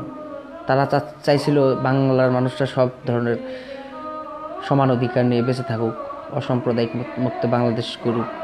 কিন্তু আসলে আমরা শেষ মুহূর্তে কোন দিকে যাচ্ছি সেটাই ব্যাপার। তো যাই হোক, আমি এখানে কিন্তু আরেকটা কথা আছে, আমি কিন্তু নিজে মানে রাজনীতি সচেতনমূলক একজন মানুষ আমি ব্যক্তিগতভাবে। তবে বাংলাদেশের বর্তমান যে রাজনীতি পরিস্থিতি, সেখানে আমি কোনোদিনই রাজনীতি করতে চাবো না। তবে আমার চিন্তা ভাবনা আছে, যদি রাজনীতি করা সম্ভব হয় আমার পক্ষে, আমি করব। কিন্তু এরকম বাজে রাজনীতি আমি জীবনে না, এখন যদি সম্ভব হয় তারপর আমি ঢুকবো না, কারণ এগুলাকে রাজনীতি বলে না, এগুলাকে বলে গদি নীতি। তো কাজে আমি সেগুলোর মধ্যে যাবো না। কিন্তু আমি রাজনীতি পছন্দ করি, এরকম একজন মানুষ। শুধু বাংলাদেশের রাজনীতি না, বিশ্বের সব ধরনের রাজনীতি আমি ব্যক্তিগতভাবে অনেক পছন্দ করি, এবং আমার রাজনীতির সাথে জড়িত থাকতে আমার ভালো লাগে। মানে রাজনীতি কখন কি হচ্ছে না হচ্ছে সব ভালো লাগে। তো এখন সেই আমার অভিজ্ঞতা থেকে আমি বলতে পারি, বাংলাদেশের রাজনীতি নিয়ে কেন আমি এখানে মাঝে মাঝে দুই একটা কথা কেন আয়সা পড়তেছে, এবং বাংলাদেশের বর্তমান রাজনৈতিক প্রেক্ষাপটে দুই একটা কথা আসতেছে, এই কারণেই আসতেছে, সেটা হচ্ছে যে আমাদের অধিকারের যে আমরা অধিকারের জন্য যার কাছে দ্বারস্থ হব, সেটা হচ্ছে রাষ্ট্র, এবং রাষ্ট্রটাকে নিয়ন্ত্রণ করতেছে কারা? রাজনৈতিক দলগুলো। তো যার কারণে এই রাজনৈতিক দলের যে কাণ্ড কারখানা এবং এই সমস্ত কথাগুলো আমাদের মানে আমরা যখন আমাদের অধিকারের কথা বলতে আসি, তখন কিন্তু দুই একটা কথা আসলে সূত্র মোতাবেক এসে পড়ে। সেটা আমি কখনোই আনতে চাই না, কিন্তু তারপরেও এসে যায়। কারণটা হচ্ছে যে এখানে সব কিছুতেই আমাদের অধিকারের আজকে এই অবস্থার কারণে অনেক কিছুই দায়ী আছে।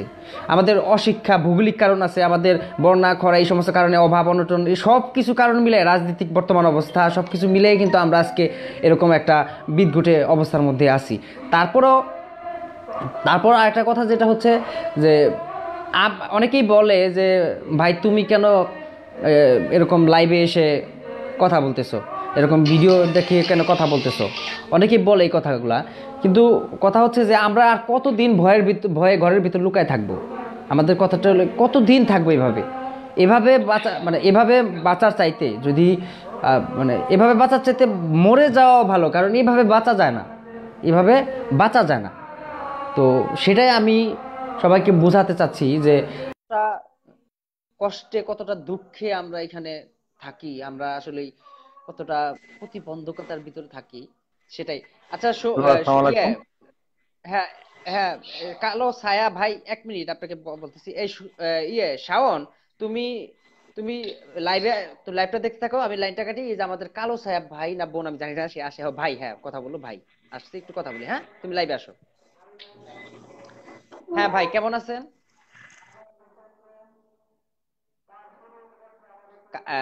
কালো ছায়া ভাই, শুনতেছেন আমাকে? আচ্ছা, ভালো আছেন? তো কেমন চলছে আপনার দিনকাল? আপনার আমার দিনকাল খুব ভালো চলতেছে, আল্লাহর রহমতে। আমার নাতি আছে দুইটা, স্কুলে যায়। আমি এদের সাথে কথা বলে খুব ভালো হুম, লাগে। কিন্তু এখন আপনার এই আচ্ছা টপিকটা আচ্ছা নিয়ে আমি কিছু কথা বলতে চাই। আমার অতি আচ্ছা, পরিচিত, অবশ্যই বলবেন, আমরা অবশ্যই বলবেন। হ্যাঁ, আমার অতি পরিচিত, আমরা একসাথে কাজ করতাম। আমি নাম বললাম না, কারণ সমাজে এদেরকে ছোট করার জন্য আমি কিছু নাম বলতেছি না আর কি। নাম বলতে এরা আমাদের সমাজ।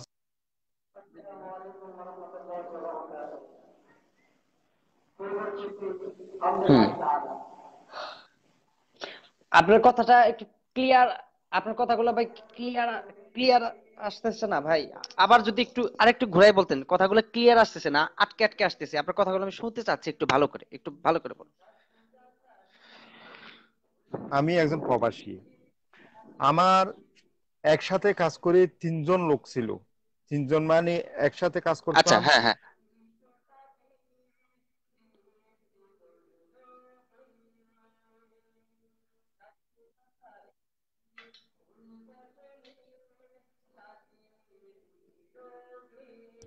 ওনার বউ চলে গেছে। এরপরে আরেকজন একটা বিয়ে করছিল, ওনারও বউ চলে গেছে, সমকামী। আরেকজনে বিয়ে করে নাই। ওনারা অত্যন্ত সুন্দর হুম কাজ করে। ওনারা আমার সাথে কাজ হুম করছে, অত্যন্ত সুন্দর কাজ করে। এখানে খুব নামে মানে অত্যন্ত পরিষ্কার যারা কাজ করে, এদের মধ্যে এরা তিনজন। হুম কিন্তু এদের শরীরের কাঠামোগত কারণে এরা সমকামী।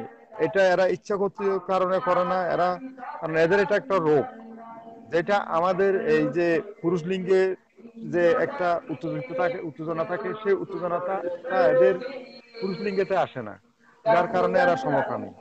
এটা তো এদের ওয়ারিন গত কারণে এই সমস্যা। এদের কোনো ইচ্ছাগত কারণে না।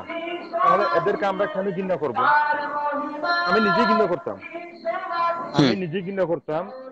এই হুম উনি যা টাকা কামাইতো তার টাকা মানুষদেরকে দিয়ে দিত এই সমকামিতার জন্য। কিন্তু আমি হুম নিজে ঘৃণা করতাম। আমি আজকে হুম প্রায় 7-8 মাস ধরে আমি এই কয়েকজনের লাইভ দেখলাম। এই হুম দেখার পর আমি অনেক ভাবছি। তো হুম আমি খুব সাজিয়ে কথাগুলো বলতে পারতেছি না। ডাক্তাররা খুব ভালো বলতে পারবে। কারণ হুম হুম আমাদের শরীরের যে যে ওয়ারিন আছে, এই ওয়ারিনটা হুম হচ্ছে একেবারে একটা ট্যাপের যে একটা সার্কিট আছে, একই সার্কিটের মতো একটা আমাদের শরীরের ওয়ারিন। আমাদের হুম এই ওয়ারিনের ফল্টের কারণে এই সমস্যাটা হয়। হুম এটা ওয়ারিনের ফল্টের কারণে, এটা কারো হুম হাত নাই, এটা হুম আল্লাহর হাত। এখন হুম কি আমি একটা মানুষকে দোষ দেওয়া মানে আল্লাহকে দোষ দেওয়া না? আমি হুম যদি হুম আল্লাহকে বিশ্বাস করি, এবার হুম হুম রোগটা তো সৃষ্টি করছে আল্লাহ। একটা হুম মানুষের চোখ নাই, চোখ ছাড়া মানুষ পৃথিবীতে আসতেছে, পা ছাড়া হুম মানুষ পৃথিবীতে আসতেছে। তাদেরকে হুম তো আমরা কি কিভাবে বলি দেখেন, মানে হুম অন্ধ আতুর, এরা নাকি খোদার দুশমন, এই কথাগুলো আমরা হুম বলি। দেখেন, হুম এই মানুষটা সৃষ্টি করছে আল্লাহ। এই হুম মানুষটার যে অপূরণ আছে, যার শরীরে যা অপূরণ আছে, একটা চোখ হুম না থাকতে পারে, ঠোঁট ফাটা হুম থাকতে পারে, ওনার হুম অনেক ধরনের সমস্যা থাকতে পারে। এগুলো তো কারো হাত নাই, কোনো মা বাবার হাত নাই, কোনো ভাই বোনের হাত নাই। হুম যেখানে আমাদের কোনো হাত নাই সেখানে আমরা কেন একটা মানুষকে অপমান করব? আমি নিজে অপমান করছি অনেকবার, কিন্তু আমি হুম নিজে বুঝতে পারছি এই দোষটা তো এর না, হুম এই দোষটা এর না। যেহেতু এর দোষ না, এর আমি কেন মন্দ কথা বলবো? হুম কেন মন্দ কথা বলবো? হুম বুঝতে পারছেন? হ্যাঁ, হ্যাঁ বুঝতে পারছি ব্যাপারটা, আমাদের তা দর্শকও ব্যাপারটা বুঝতে সবাই তো পারছে। সবাই তো আনন্দ পেতে চায়, যৌন যৌন আনন্দ সবাই পেতে চায়। হ্যাঁ, এরা তো কিন্তু এরা তো পাইতেছে না, এরা পাইতেছে কিন্তু না, ভাই, এদেরকে আমরা কেন ভাই, বলা জুড়ি এই ধরনের ভাই, মন্দ ব্যবহার করব? হ্যাঁ আপনি জি ভাই আপনি যে বলেন। কথাগুলো বলছেন, যেমন আমি একটু কথা বলবো, একটু শুনবেন। সেটা হচ্ছে যে জি আপনি যে ভাই। কথাগুলো বলছেন, এবং একটা সময় আপনি ঘৃণা হ্যাঁ বলেন। করতেন, এখন ঘৃণা করেন না এই কারণেই, কারণ এটার মধ্যে সমকামীদের কোনো হাত নেই।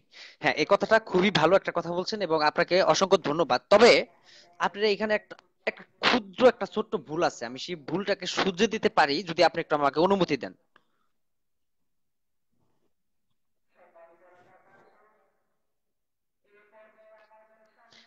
ভাই শুনতেছেন? ভাই, কালো ছায়া ভাই, আমাকে শুনতেছেন? ভাই কি কেটে গেল নাকি জানেন? হ্যাঁ ভাই, লাইনটাতে সমস্যা করতেছে, আমি, হ্যাঁ লাইনটাতে, হ্যাঁ। তো এবার শুনতেছেন? আমার কথাগুলো শুনতেছেন ভালো করে?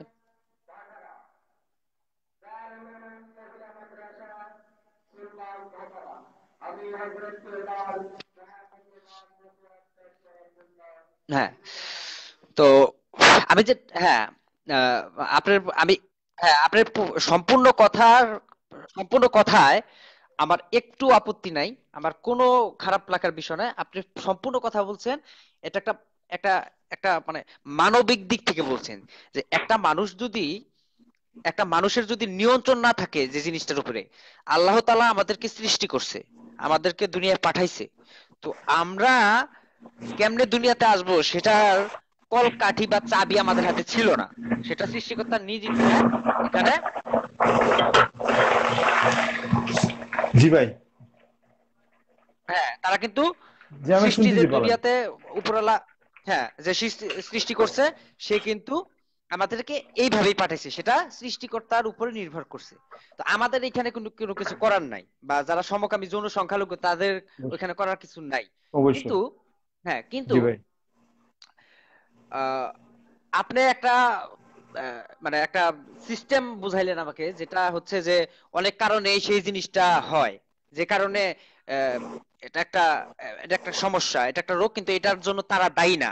কিন্তু হ্যাঁ, আমরা দায়ী না বা সমকামীরা দায়ী না, এই কথাটা অবশ্যই 100% সত্যি, কিন্তু একটা কথা সমস্যা দাদা, সেটা হচ্ছে একটা একটা মানুষ যখন বলতে পারে যে আমি, যখন বলবে যে আমি অসুস্থ, যখন আমি বলবো যে আমি অসুস্থ, আপনাকে আমি বলবো যে আমার আমার আমার এই এই দিকটাতে সমস্যা হচ্ছে, আমার ওই দিকটাতে সমস্যা হচ্ছে, ঠিক আছে, তখনই আমি অসুস্থ। জি ভাই। দেখেন জি ভাই। আপনি এই জিনিসটা, যে যারা করতেছে যারা করতেছে সমাজ হুম এবং ধর্ম হুম। এবং পরিবারের ভয়ে তারা একটা সময় চায় যে এই জীবনটার জন্য সে অসুখী, কিন্তু আসলে বাস্তবিক দিক থেকে তার যে যৌন যে চাহিদাটা, যৌন যে চাহিদাটা, সেটা কিন্তু অন্তত স্বাভাবিক একটা বিষয়। তাও আমি আপনাকে বলি, আপনি একটা আমাকে কথা বলছেন যেটা হচ্ছে যে তাদের পুরুষাঙ্গটা আমাদের মতো করে উত্তেজিত হয় না, এই কথাটা সম্পূর্ণ ভুল। আচ্ছা, আমার কিন্তু জানা ছিল না, আমার জানা ছিল না।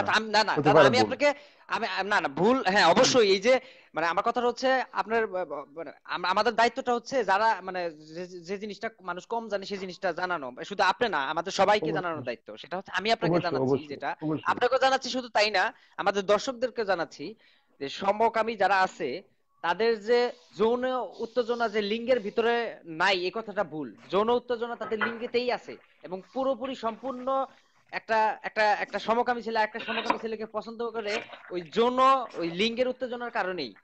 এখানে পায়ু পথে কোনো উত্তেজনা জি ভাই। নাই।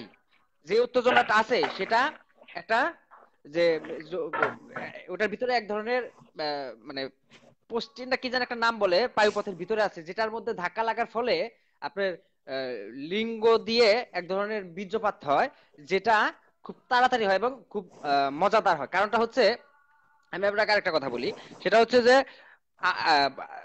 সমকামীদের কিন্তু পুরুষাঙ্গ স্ট্রং হয়, সমকামীদের পুরুষাঙ্গ শক্ত হয়, এই কথাটা সত্যি, এবং এই কথাটা আমি সবাইকে জানিয়ে দিতে চাই। এবং সেই স্ট্রং হওয়াটা বিশেষ কোনো ফুটার দিকে লক্ষ্য করে হয় না, এটা হয় মানুষের শরীর এবং শরীরের বৈশিষ্ট্য দেখে আকর্ষণ হয়। যেমন একজন সমকামী ছেলে সম্পূর্ণ একজন পুরুষের শরীর দেখলে তার যৌন উত্তেজনা বাড়ে, যেমনটা একজন মেয়ে যদি একজন ছেলেকে দেখে যেরকম উত্তেজনাটা বাড়ে, সেম একই জিনিস ওই ওই ছেলেটাও, একজন সমকামী ছেলে আরেকটা মানে একদম সম্পূর্ণ পুরুষকে যখন দেখে তখন তার ভিতরে এক ধরনের যৌন উত্তেজনা হয়। সেটা কিন্তু তার পায়ুপথে হয় না, সেটা তার যৌনাঙ্গেই হয়, তার যে পুরুষ যৌনাঙ্গ সেটাতেই হয়। কিন্তু তার মানে এই নয় যে তার যৌনাঙ্গ জি দ্বারা ভাই। হচ্ছে দেখে সে আরেকজন পুরুষের ফুটা খুঁজতেছে, এটা কিন্তু একটা ভুল ধারণা। এবং যেহেতু আমাদের সমাজে নারী পুরুষ কেন্দ্রিক যৌনতা বেশি, যার কারণে আমরা মনে করি নারীদের যেহেতু হুম। একটা ভেজাইনা মানে ফুটা আছে, সেই কারণে আমরা মনে করি যে ফুটা কেন্দ্রিকই বোধ হয় আমাদের যৌন রুচি হয়, যৌন আকর্ষণ বাড়ে। এই ধারণাটা কিন্তু ভুল। আসলে আমরা এক একজন মানুষ, আমরা বিশেষ শরীরের প্রতি আকর্ষণ, আমরা যে দেহগত যে আমার বৈশিষ্ট্যটা, এই যে আমার দেহগত বৈশিষ্ট্যটা, আমার যে ভাব ভঙ্গি, আমার আচার হুম। ভঙ্গি, আমার কথা বলা, এই যে আমার হুম। দাড়ি, আমার আমার যে আমার যে হুম। আমার যে চেহারাটা, এটা কিন্তু একটা পুরুষের চেহারা, ঠিক আছে? আমার কিন্তু একটা পুরুষের বৈশিষ্ট্য এটা। জি তো ভাই। এই জি ভাই। পুরুষের বৈশিষ্ট্য দেখে আমাকে জি জি আকর্ষণ জি। বোধ করবে। যদি তার যৌন লালসা বাড়ে তাহলে সেটা আমার দেহ দেখে বাড়বে, এবং আমার আমার আবহমান যে জিনিসটা আছে সেটা দেখে, কিন্তু কোনো ফোঁটাকে ভিত্তি করে না। কোনো ফুটার ভিতরে যৌনাঙ্গ ঢুকবে এই কারণে যে মানুষের যৌন উত্তেজনা বাড়ে, এটা কিন্তু একটা জায়গা না। মানুষের দেহ দেহ দেহর প্রতি আকর্ষণ হওয়া, এটাই হচ্ছে মূল জায়গা। এবং একজন সমকামী ছেলে আরেকজন সমকামীর আমি দেহকে দেখে একটা কথা মাঝখানে কিন্তু ওই আকর্ষণটা পাবে। মাঝখানে আমি আরেকটু আরেকটু ভাই, আমি একটু পরিষ্কার করি, শুধু 2 সেকেন্ড বাস। আমার এইখানে আমার পিছনে যেই যেই জায়গা আছে, এই যে এখানে যেই দরজা দেখা যায়, এই জায়গায় এখানে একটা ছেলে, ওই যে কক্সবাজার ডিস্ট্রিক্টের ছেলে, উনি হুম। কিন্তু গোয়া মারাতে আসতো টাকা দিয়ে, 100 টাকা দিত। ওই যে গোয়া মারবে এর 100 টাকা দিত। মানে সমকামী সেক্স করতো। হুম হুম। এই জন্যে, হ্যাঁ, এই জন্যই মনে করছি। আমার কোনো এই ধরনের কোনো অভিজ্ঞতা নেই, আমার কোনো অভিজ্ঞতা নেই, কিন্তু আমি এই হুম। কয়েকটা লাইভ দেখে আমার মনে হয়েছে এরা ওই এক ধরনের সমস্যায় ভুগতেছে। এটা কারো হাত নাই, এদেরও হাত নাই, যার কারণে এরা এই সমস্যা করতেছে। আমি এদেরকে এই জন্য আর ঘৃণা করি না। হ্যাঁ আমার কোনো হ্যাঁ অভিজ্ঞতা ছিল না, আপনি যে হ্যাঁ হ্যাঁ কথাগুলো বলছেন আমি বুঝতে পারছি। জি হ্যাঁ ভাই। হ্যাঁ এই হ্যাঁ ভাই আমি এই একটা ভাই, বলি আর কিছু না। যে আপনার যে একটা হুম। আপনার যে জুকুবুজুকি যে এই মস্তিষ্কটাকে খাটাইছেন এই জায়গায়, যে এখানে তাদের কোনো হাত নাই। জি যদিও জি। আপনি অসুস্থতা মনে করতেছেন, কিন্তু হুম, তারপরেও হুম, কিন্তু আপনি অবশ্যই। বলতেছেন যে এই অসুস্থতার জন্য, রোগের জন্য রোগী দায়ী না, এই কথাটা আপনি বলতে চাচ্ছেন বারবার। অবশ্যই। তো আমি আপনার এই এই জি জি জি। মানে এই যে একটা বক্তব্য, এই বক্তব্যটাকে আমি খুবই শ্রদ্ধা করি। তবে তবে তবে আমি আপনাকে একটু আগে যা বললাম যে ভাই, আহ, মানে যদি মানে তাদের পুরুষের যৌনাঙ্গ যদি না দ্বারা হইতো জি তাহলে ভাই। এখানে যৌন জি ভাই। আকর্ষণের কোনো ব্যাপার আসতো না। আমি আবার আরেকটা ব্যাপার বলি যে যদিও অনেকে আছে যেমন হিজড়ারা, তাদের কিন্তু কোনো যৌনাঙ্গ নাই। হিজড়া বলতে আমি কিন্তু বলতেছি যারা সিসজেন্টার, মানে যাদের কোনো হুম। লিঙ্গ হুম। বৈশিষ্ট্য নাই, মানে লিঙ্গ নাই, হুম। ভেজাইনাও নাই বা হুম, পুরুষাঙ্গ নাই। হ্যাঁ, কিন্তু যারা তাদেরকে আমরা তৃতীয় শ্রেণী বলি। তৃতীয় লিঙ্গ বলি। কিন্তু আসলে তৃতীয় লিঙ্গটা হুম। কতটুকু হুম। সেটার অনেক ব্যাখ্যা আছে, আমি সেই ব্যাখ্যায় যাব না এখন। তবে আমি এটুকু বলতে পারি যে আহ, আপনি হয়তো জানেন না যে সমকামীদের ভিতরে একটা একটা যে একটা যৌনতা হয়, সেই যৌনতার ভিতরে কিন্তু দুইজনেই অংশগ্রহণ করে, কেমন জানেন? সেটাকে বলে ভার্সেটাইল। মানে দুইজন সমলিঙ্গের পুরুষ দুইজন দুজনকে ভালোবাসে, একজন হুম। আরেকজনের সাথে স্বামীর ভূমিকা নিচ্ছে। মানে কথার কথা বুঝাচ্ছি আপনাকে, আমি উদাহরণ দিচ্ছি। হুম। হুম। আপনার হুম। সাথে হ্যাঁ, আপনি বুঝতে আপনি পারছি। একজন সমকামী ছেলে, আমি একজন সমকামী ছেলে। আপনাকে আমি ভালোবাসি, আপনি আমাকে ভালোবাসেন। তো আপনি আমার আমার উপরে আপনি আমাকে করলেন, সেটা হচ্ছে আপনি স্বামীর ভূমিকা নিলেন, আমি মেয়ের ভূমিকাটা নিলাম, যেটা কোনো ভূমিকা না, টোটালি সম্পূর্ণ কথা হচ্ছে জি। যে টপ এবং বটম যে কথাটা এখানে কিন্তু জি ভাই। ভার্সেটাইল একটা ব্যাপার আছে। সেটা হচ্ছে যে আপনি সমকামী হয়ে একটা ছেলেকে যেমন করবেন, আপনাকেও আবার সেই ছেলে করবে, সেটাকে বলে ভার্সেটাইল সম্পর্ক। জি ভাই। হ্যাঁ, আবার এখানে জি কেন ভাই। আবার সহজেই একটা আমাদের বাঙালি মানুষরা কেন সহজেই এই জিনিসটাকে বুঝতে পারে না সেটাও আমি একটু বলি। যে ভাবে যে এ আল্লাহ এটা কি জি এমন ভাই। কথা, দুইজন মানুষ কি করবে, তাহলে এখানে সম্মানের জায়গাটা কই? এখন আমি আসি বাংলাদেশের যে সম্মানের জায়গাটা তৈরি করে, সেটা হচ্ছে যে একজন নারীকে হতে হবে ছোট, একজন পুরুষকে হতে হবে বড়। হুম, কারণ নারীর একটা ভেজাইনা আছে, হুম, নারী এলো শারীরিকভাবে প্রাকৃতিকগত ভাবে একটু দুর্বল, যার কারণে নারীকে মনে করা হয় সে ছোট, এবং পুরুষে যা বলবে তাই নারীর করতে হবে, এবং নারী হলো হুম, পুরুষের কৃতদাস। এই ধরনের ব্যাপার স্যাপারের কারণে, এবং পুরুষরা সবসময় নারীদেরকে নিয়ন্ত্রণ করে, যার কারণে একজন ছোট একজন বড় হয় ভেজাইনার কারণে। কিন্তু এখানে দুজন সমলিঙ্গের জি ভাই। মানুষের ভিতর কারো বিশেষ কোনো ফুটা নাই, বা কারো বিশেষ কোনো জি ভাই। লম্বা জিনিস নাই। সোজা হিসাব এখানে দুইজন জি। সমলিঙ্গের মানুষ, দুইজন সমান মন মানসিকতা নিয়ে দুইজন দুজনকে ভালোবাসে। এবং সেটা শুধু যে আমাদের ক্ষেত্রে তাই না, আমি চাই আমাদের পুরুষ নারী সমাজেও সেটা বিদ্যমান হোক। কারণ বর্তমান সমাজে দেখবেন, উচ্চশিক্ষিত সমাজে দেখবেন, নারী পুরুষ সমানভাবে, হুম, স্বামী স্ত্রী সমানভাবে অফিস করতেছে, আদালত করতেছে, বিভিন্ন কাজকর্ম করতেছে, ব্যবসা বাণিজ্য করতেছে সমানভাবে। উচ্চ শিক্ষিত সমাজে দেখবেন জি এটা। ভাই। কারণ কিসের জন্য? কারণ অবশ্যই। বিদেশে এটা নারী পুরুষকে পৃথক করে দেখা হয় না। তার একটা ফুটা আছে বলেই সে যে একজন ছোট মানুষ হয়ে গেল তা কিন্তু না। তার যে যৌন বৈশিষ্ট্যটা, সেটা তার প্রকৃতিগত, সেটার উপরে তার কোনো নিয়ন্ত্রণ ছিল না। তো কাজে সে যেভাবে আছে সেভাবে সে মজা পায় দেখেই এখন তো একজন পুরুষও মজা পায়, কিন্তু তার ডান্ডারি আছে দেখে সে যে একজন আহ, মহাপুরুষ হয়ে গেছে, নারীর চেয়ে বড় হয়ে গেছে। এই ধরনের মনোভাব আমাদের যখন চলে যাবে, তখন এই সমকামী যে সম্পর্কটা, যেমন নারী পুরুষ সমান, এই দুইটা ছেলেও সমান, বিছানায় তারা কে কারে পোদ মারতেছে সেটা বিষয় না, বিষয় হচ্ছে দুজন দুজনকে ভালোবাসে। যৌনতা এখন অবশ্যই। হতে পারে, অনেকেই ওরাল সেক্স পছন্দ করে। ধরুন কেউ কেউ আছে যে মুখের ভিতরে পেনিস নিয়ে হ্যাঁ, হ্যাঁ, চাটাচাটি পছন্দ করে। সেটা হ্যাঁ, হ্যাঁ, সেটা হ্যাঁ। এখন যে পেনিস মুখে নিচ্ছে সে কি ছোট হয়ে গেল? সে কি ছোট হয়ে গেল? না, আমি তাহলে আরেকটু কথা বলি আপনার সাথে। আমি যাদেরকে চিনি, হুম। এরা কিন্তু এরা কিন্তু এই হ্যাঁ। ওই ধরনের না, আপনি যেভাবে বলছেন ওইভাবে না। এরা একটা তো, আমি আপনার সাথে কোনো এক সময় আপনি যদি টাইম দেন আমি মেসেঞ্জারে কথা বলবো, কারণ আমি চাই এরাও যেন আমাদের মতো সুখী থাকতে পারে। আমি চাই এরা যেন হুম। অন্য মানুষের কোনো কথা না শুনে। একটা ছেলে মাকে বলছো, ওনার আব্বা কিন্তু একজন বড় কন্ডাক্টর ছিল, খুব নাম করা কন্ডাক্টর ছিল। ওনাকে সবাই আমাদের এই যে কক্সবাজার ডিস্ট্রিক্টের ভাষায় ফোঁদা ফুয়া বলে। সবাই ওই মানে সামনে বলে ফোঁদা ফুয়া, ফোঁদা ফুয়া, এই ধরনের কথা বলে। হুম। তো ওই ছেলেটা খুব মন ছোট করে বলছে, আম্মা আমাকে সবাই ফোঁদা ফুয়া বলে, আমার খুব খারাপ লাগে।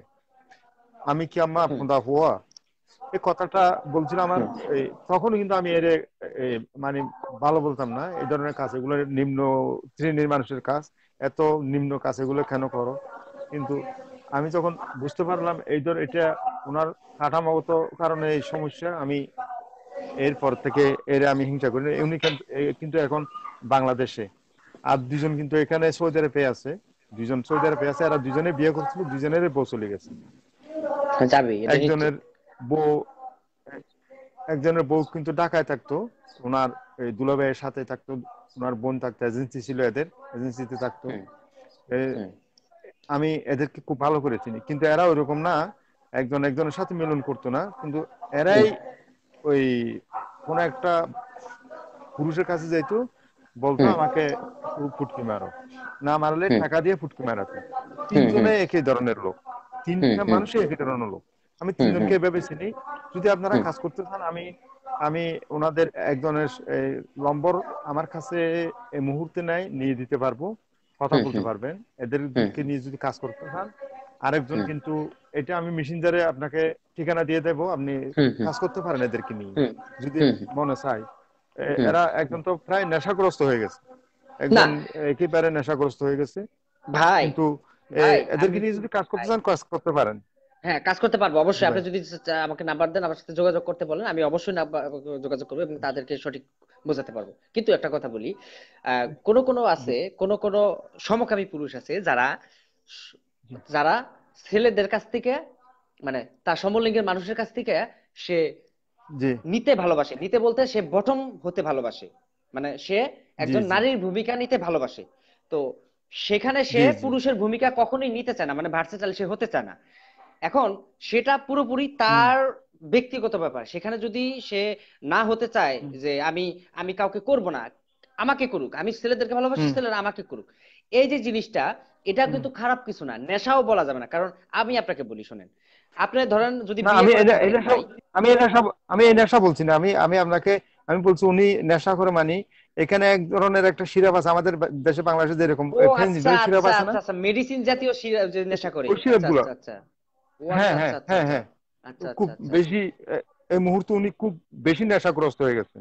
এই মানে এই সমস্ত কারণে অন্য সে এই নেশা না। এই জীবনটা নিয়ে এত সুখী না, মানে সে নানান চিন্তা ভাবনায়, মানে নানান কষ্টে সে হয়ে গেছে। আপনি আপনি বিশ্বাস করবেন না, আমি তো মানুষে বলে পরীর মতো সুন্দর, পরীর মতো সুন্দর, আমি তো পরী দেখি নাই। ওনার বোনটা দেখেছি, হুম। একটু অত্যন্ত জুতাটা সুন্দর, পেছনে পাঠানো। বলার মতো না। এত সুন্দর হ্যাঁ ফিগার, এত হ্যাঁ। সুন্দর মেয়েটা, এই মানে হুম মুখের ফেস, এত ব্রেনি মেয়েটা। হুম উনি এ, হুম মনে হয় আইএ ফাইনাল দিছে মনে হয়। মেয়েটাকে কেউ হুম বিয়ে হুম করতেছে না শুধু এই ছেলেটার কারণে। হুম ওই মেয়েটার কি দোষ? এক ভাইয়ের না, তারপর আমি ধরে নিলাম হুম এই ভাইয়েরটা দোষ, কিন্তু ওই মেয়েটা অনেক বয়স হয়ে গেছে, কেউ বিয়ে করতেছে না। কেন? এই ভাইয়ের কারণে। হুম। আচ্ছা ভাই, আমি এই মানে কোন এক সময় আপনাকে একে আমি বিয়ে কিন্তু করছিল ঘুমাবো দেখে। কোন এক সময়। না, ওই ওই ছেলে যে সমকামী, এই জন্য এর বোনটা কেউ বিয়ে করতেছে না। কয় এর এর আচ্ছা। ছেলে মেয়ে আফ, হলে সমকামী আহ, হয়ে যাবে। কি দুঃখজনক। তাহলে আমি আপনাকে আপনাকে ওই ওই ছেলের কিন্তু নম্বর ছিল আমার কাছে, এর বাড়ির নম্বর ছিল আমার মোবাইল থেকে কথা বলতো। এ, কিন্তু আমার মোবাইলটা খারাপ হওয়ার কারণে আমার এই নম্বরটা আমি রেখেছিলাম স্যাটের মধ্যে। আমার হুম মোবাইলটা নষ্ট হয়ে গেছে, ডিসপ্লে নষ্ট হয়ে গেছে, নম্বর নাই। কিন্তু আমি হুম একজনের নম্বর আপনাকে দেবো জোগাড় করে। আমার এখান হুম। থেকে কিছু দূর, আমি যে কোনো উপায়ে ওনার নম্বর নিয়ে আপনাকে নম্বর দেবো। আপনি ওনাদের সাথে কথা বলেন। ওনারা অত্যন্ত অসহায়, কারণ এরা কেউ বলতেও পারে না। একটু দয়া করে এদের সাথে কথা বলবেন, আমি আপনাকে আমি নম্বর অবশ্যই দিয়ে দেবো। কথা বলবো। আমি তো হ্যাঁ ভাই, আপনি অনুরোধ ছাড়া আমি যদি কোনোভাবে জানতে পারলাম, আপনি যে আমাকে আহ, জানাইছেন, এর জন্য আপনাকে অসংখ্য ধন্যবাদ। আসলে ভাই না, এই যে কাজগুলা না, যেমন মানে এই জিনিসটাকে যদি জি ভাই। স্বাভাবিকভাবে মানুষ বুঝতো, জিনিসটা আপনি যে কথাটা বলতেছেন যে মানে আপনাকে আমি বলতেছেন এটা আপনি আস্তে আস্তে বুঝতে বুঝতে, যেমন আমার আরো লাইভ আছে, সে আমার আরো ভিডিও গুলো আছে, সেগুলো যদি একটু ইউটিউবে দেখেন তাহলে আরো একটু আপনি আহ, মানে একটু ভালো করে বুঝবেন। তবে আমি একটু কথা বলি ভাই, আপনি যেভাবে জিনিসটাকে ভাবছেন, এটা যদি মানে যেটা ভাবছেন যে এটা একটা সমস্যা, মানে যদিও সেটা সমস্যা না, এটা একটা সমস্যা, এটা তাদের উপরে নিয়ন্ত্রণ নাই, তো কাজে তাদেরকে ঘৃণা করার কোনো কারণ নাই। কিন্তু যারা এই জিনিসটাকে কেন্দ্র করে মানে তার বোনকে বিয়ে করতেছে না, তার বোনকে অপমান করতেছে, তার পুরো ফ্যামিলিটাকে, তার পুরো পরিবারটাকে অপমান করতেছে, এগুলা কতটা নিকৃষ্ট, কতটা নির্লজ্জ মানুষের মানবতা আজকে আপনি ভাবেন। একটা ড্রাইভারকে এ বলছিল আমার বোনটা আমি আপনার শালাকে দেব, শালা কিন্তু ড্রাইভারই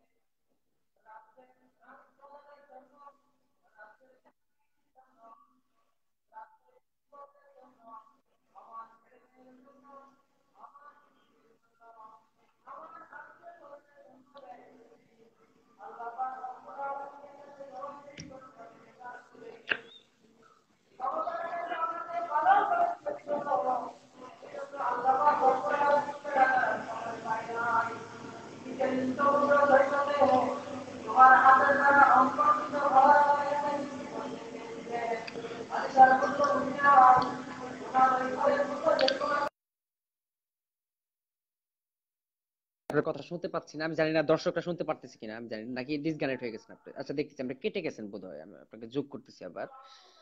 কালো ছায়া, আপনার আপনার আপনার ভিডিও থেকে বের হয়ে আবার একটু ঢুকেন ভাই। ব্যাপারটা হচ্ছে যে দেখেন, আমি এতক্ষণ পরে এই কথাগুলোই বলতেছিলাম যে মানে পুরো মানে পুরো সমাজ ব্যবস্থাকে এই ভুল বোঝার কারণে, মানুষ সঠিকটা বোঝার না কারণে, অশিক্ষিত, শুধু অশিক্ষিত না, এখানে অনেক আলে মানে MA BA পাস এরকম মানুষও অনেক মানে বুঝে না। আসলে ব্যাপারটা হচ্ছে এখানে এই এই মাথাটাকে মন দিয়ে খাটানো, সেটা খাটায় না কেউই। তবে এই দেখেন আপনার চোখে, আপনাদের চোখের সামনে একজন ভাই বলতেছে, সে কিন্তু তার কি কেউ না, সে তার সাথে তার সামনে কাজ করছে সেটা শুধু দেখছে সে, কিন্তু সে তার সাথে আমার যোগাযোগ করতে বলতেছে, তার দুঃখটা তার খারাপ লাগছে। তো দেখেন ভাই আপনারা, এই মানে সে সমকামী, সে এটা ইচ্ছা করে হয় নাই, যদিও সে ভাই বারবার সে ভাই বারবার বলতেছিল এটাকে সমস্যা বলতেছিল, এটা তার দোষ না, এটা আস্তে আস্তে সে বুঝবে, কিন্তু এটা কোনো সমস্যা না, এটা একটা স্বাভাবিক ব্যাপার। এই স্বাভাবিক ব্যাপারটাকে নিয়ে তার দায়ে তাকে তো অপমান করতেছে, সমকামী ব্যক্তিটাকে অপমান করতেছে, পাশাপাশি তার বোনটাকে পর্যন্ত অপমান করতেছে, কারণ সে সমকামীর বোন। তাহলে আমাদের চিন্তা ভাবনা কতটা নগণ্য, কতটা নিকৃষ্ট, আমাদের সেই জিনিসগুলা ভাবতে হবে এবং সেই জিনিসগুলো আমাদের বুঝতে হবে। এই জন্যই আমরা বারবার মানুষের সামনে এই কথাগুলো বলে থাকি, এই জন্যই আমাদের এই কথাগুলো মানুষের কানে পৌঁছানোর দরকার। কানের ভিতর তোলা দিয়ে রাখলে কাজ হবে না ভাই, সবারই শুনতে হবে, সবারই জানতে হবে, বুঝতে হবে, একজন মানুষের কষ্ট জানতে হবে। আমি একটু বেশি হয়ে গেছি কথাটা শুনে, আসলে এরকম অনেক আছে। আমি একটা রূপান্তরকামী ছেলের সাথে কথা বলবো কিছুদিনের মধ্যেই।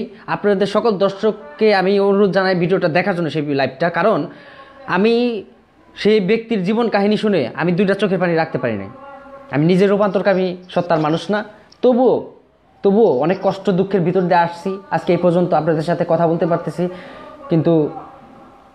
কিন্তু সে অনেক ব্যস্ত থাকে, সে আমার সাথে বয়সে অনেক বড়, আমাদের বড় ভাই, কিন্তু সে তার জীবনের এত কষ্ট, এত সময় পার করে আসছে, তার জীবনে এত কষ্টময় জীবন গেছে, তার কষ্ট এখনও শেষ হয় নাই, আর জানি না তার মরার আগ পর্যন্ত তার কষ্ট শেষ হবে কিনা।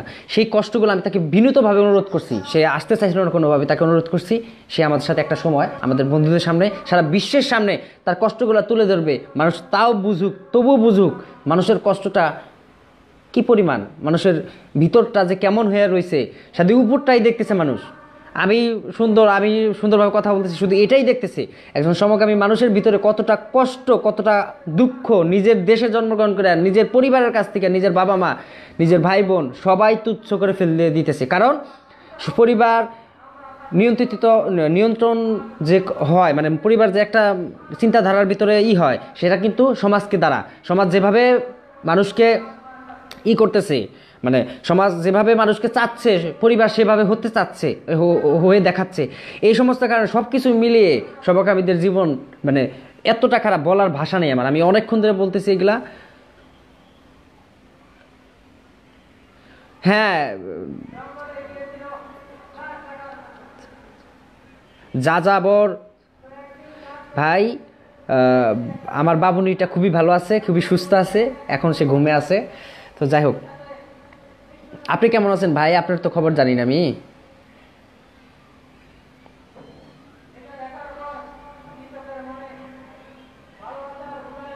হ্যাঁ, কালো ছায়া আপনার আসতেছে না, তবে যাই হোক, কালো ছায়া বোধহয় আর একটা হতে পারবে না। তবে আমি খুবই তাড়াতাড়ি সেই ভাইটার সাথে যোগাযোগ করব, তার মনটাকে একটু শান্ত করার চেষ্টা করব। কিন্তু আসলেই বাস্তবতা খুবই কঠিন। কিছুদিন আগে একটা ছেলে আমাকে যোগাযোগ করছিল আমার ভিডিও দেখে।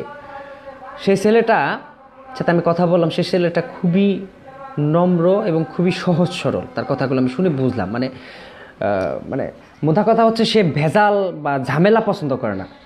তার জীবন সে চায় সবসময় শান্তি, সে সব কিছুর মধ্যে শান্তি চায়। তাকে যদি কেউ শালা বলে, তাকে সে দুলাভাই বলে এসে পড়ে। সে এরকম ধরনের মানুষ। আমি একটা উদাহরণ দিলাম, তবে সে বলে না যে সে ওই ধরনের মানুষ, কিন্তু আমি তার সাথে কথা বলে বুঝতে পারছি।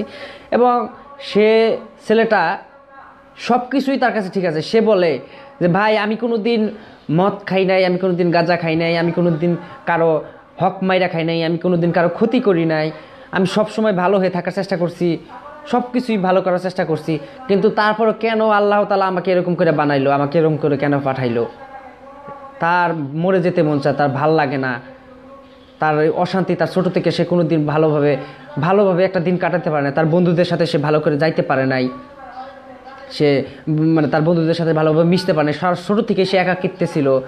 তার কোনো কিছু স্বাভাবিক লাগে, খেলাধুলার যেমন শিশুকাল তার খুব কঠিনে কাটছে, বর্তমানে তার পরিবারকে জীবনে সে বলতে পারবে না সে সমকামী, সে পরিবারের সবচাইতে বড় ছেলে, তাকে বিয়ে করাবে, তা নিয়ে কত আশা তার পরিবারের, সেই পরিবারের আশা সে নষ্ট করবে, সে কারণে সেই জীবনটা নিয়ে সে অসুখী, সে মরতে চায়, সে ভালোভাবে বাঁচতে চায় না, কারণ সে ভালোভাবে বাঁচতে পারতেছে না সেখানে। কেন আল্লাহ তাকে এরকম করে বানাইলো, কেন তারই কেন এত কষ্ট তার এরকম। এবং কিছুদিন আগ পর্যন্ত তার ধারণা ছিল যে আপনার ভিডিওগুলো ইউটিউবে দেন না কেন। ভাই আমার ইউটিউবেই সবচেয়ে বেশি ভিডিও, আপনি সেইখানেই যাবেন, আমার ইউটিউবের নাম জুয়েল উসমানী, সেখানে সার্চ দিলে পাবেন। মানে সে তার পরিবারটাকে এত কষ্টের ভিতরে সে সে তার পরিবার তার জন্য, হ্যাঁ সবাই লাইভ দেখতে পারে না, আমি তাদের জন্য সুব্যবস্থা রাখছি, আমার ফেসবুকে থেকে যাবে, সাথে পাশাপাশি আমার ইউটিউবেও এই জিনিসটা আপলোড হয়ে যাবে। আমার ইউটিউবে অনেক ভিডিও আছে, সেখানে হাজার হাজার মানুষ দেখতেছে। আমি এই যে মদন কুমার ভাইকে আমি অবশ্যই অনুরোধ করব যে আপনাকে আমি লিঙ্কটা দিয়ে দেবো আপনার ইনবক্সে, আপনি সেখানে যাইয়া আমার ইউটিউবে ভিডিওগুলো দেখবেন। তো যাই হোক, তো মানে কত যে কষ্ট পাচ্ছে, কত যে দুঃখ পাচ্ছে ছেলেটা। আমি ছেলেটাকে এই যে বোঝানোর চেষ্টা করতেছি যে ভাই বাংলাদেশে অনেক গুনাহ হচ্ছে, অনেক পাপ হচ্ছে, চুরি হচ্ছে, ডাকাতি হচ্ছে, ধর্ষণ হচ্ছে, দুর্নীতি হচ্ছে, মানুষের হক মেরে খাচ্ছে, মানুষের ক্ষতি করতেছে, মানুষের মাথায় বাড়ি দিতেছে, ভাইয়ে ভাইয়ে রক্তপাত করতেছে। ভাই সেখানে আল্লাহর কথা বলে না, সেখানে ধর্মের কথা বলে না, কিন্তু যখন দুইটা মানুষের সমলিঙ্গের ভালোবাসার কথা বলে, আমি একজন মানুষকে ভালোবাসি যে নাকি আমাকে ভালোবাসে, যে নাকি আমাকে চায়, তার সাথে আমি একটা বিছানায় আমি কি করব, তার সাথে কিভাবে জীবনযাপন করব, সেটা নিয়েই আমাদের বাংলাদেশের মানুষের চুলকানি, আমাদের বাংলাদেশের মানুষের অস্থিরতা, আমাদের বাংলাদেশের মানুষের ঘুম আসে না, আমাদের বাংলাদেশে নাকি গজব পড়ে যাবে। অথচ ইউরোপ আমেরিকাতে এত সুন্দরভাবে উন্মুক্তভাবে সেখানে বৈধতা করে দিয়েছে, অস্ট্রেলিয়া বৈধতা করে দিয়েছে, সেখানে তো গজব পড়ে না, সেখানে তো অর্থের বন্যা বয়ে যাচ্ছে, সেখানে তো মানবতার আসল নিদর্শন ঘটতেছে, সেখানেই মানুষ যার জন্য পাগল হয়ে যাচ্ছে। আমি সেখানে যদি যাইতে পারতাম তাহলে আমি স্বাধীনভাবে বসবাস করতে পারতাম। শুধু এবং কি শুধু অন্য মানুষরা না, আমি কাউকে ভণ্ড বলবো না, কিন্তু কতটা সহজতর ব্যাপার আপনারা বুঝবেন। আমি একজন মুসলমান ভাইকে 5 ওয়াক্ত নামাজ পড়ে রোজা রাখে, সব সময় আল্লাহ বিল্লাহ করে, আমি তাকে সম্মান করি, আমি তাকে ভালোবাসি, আমি তাকে অবশ্যই ভালোবাসি, সে একজন মানুষ, এই কারণে আমি তাকে ভালোবাসি।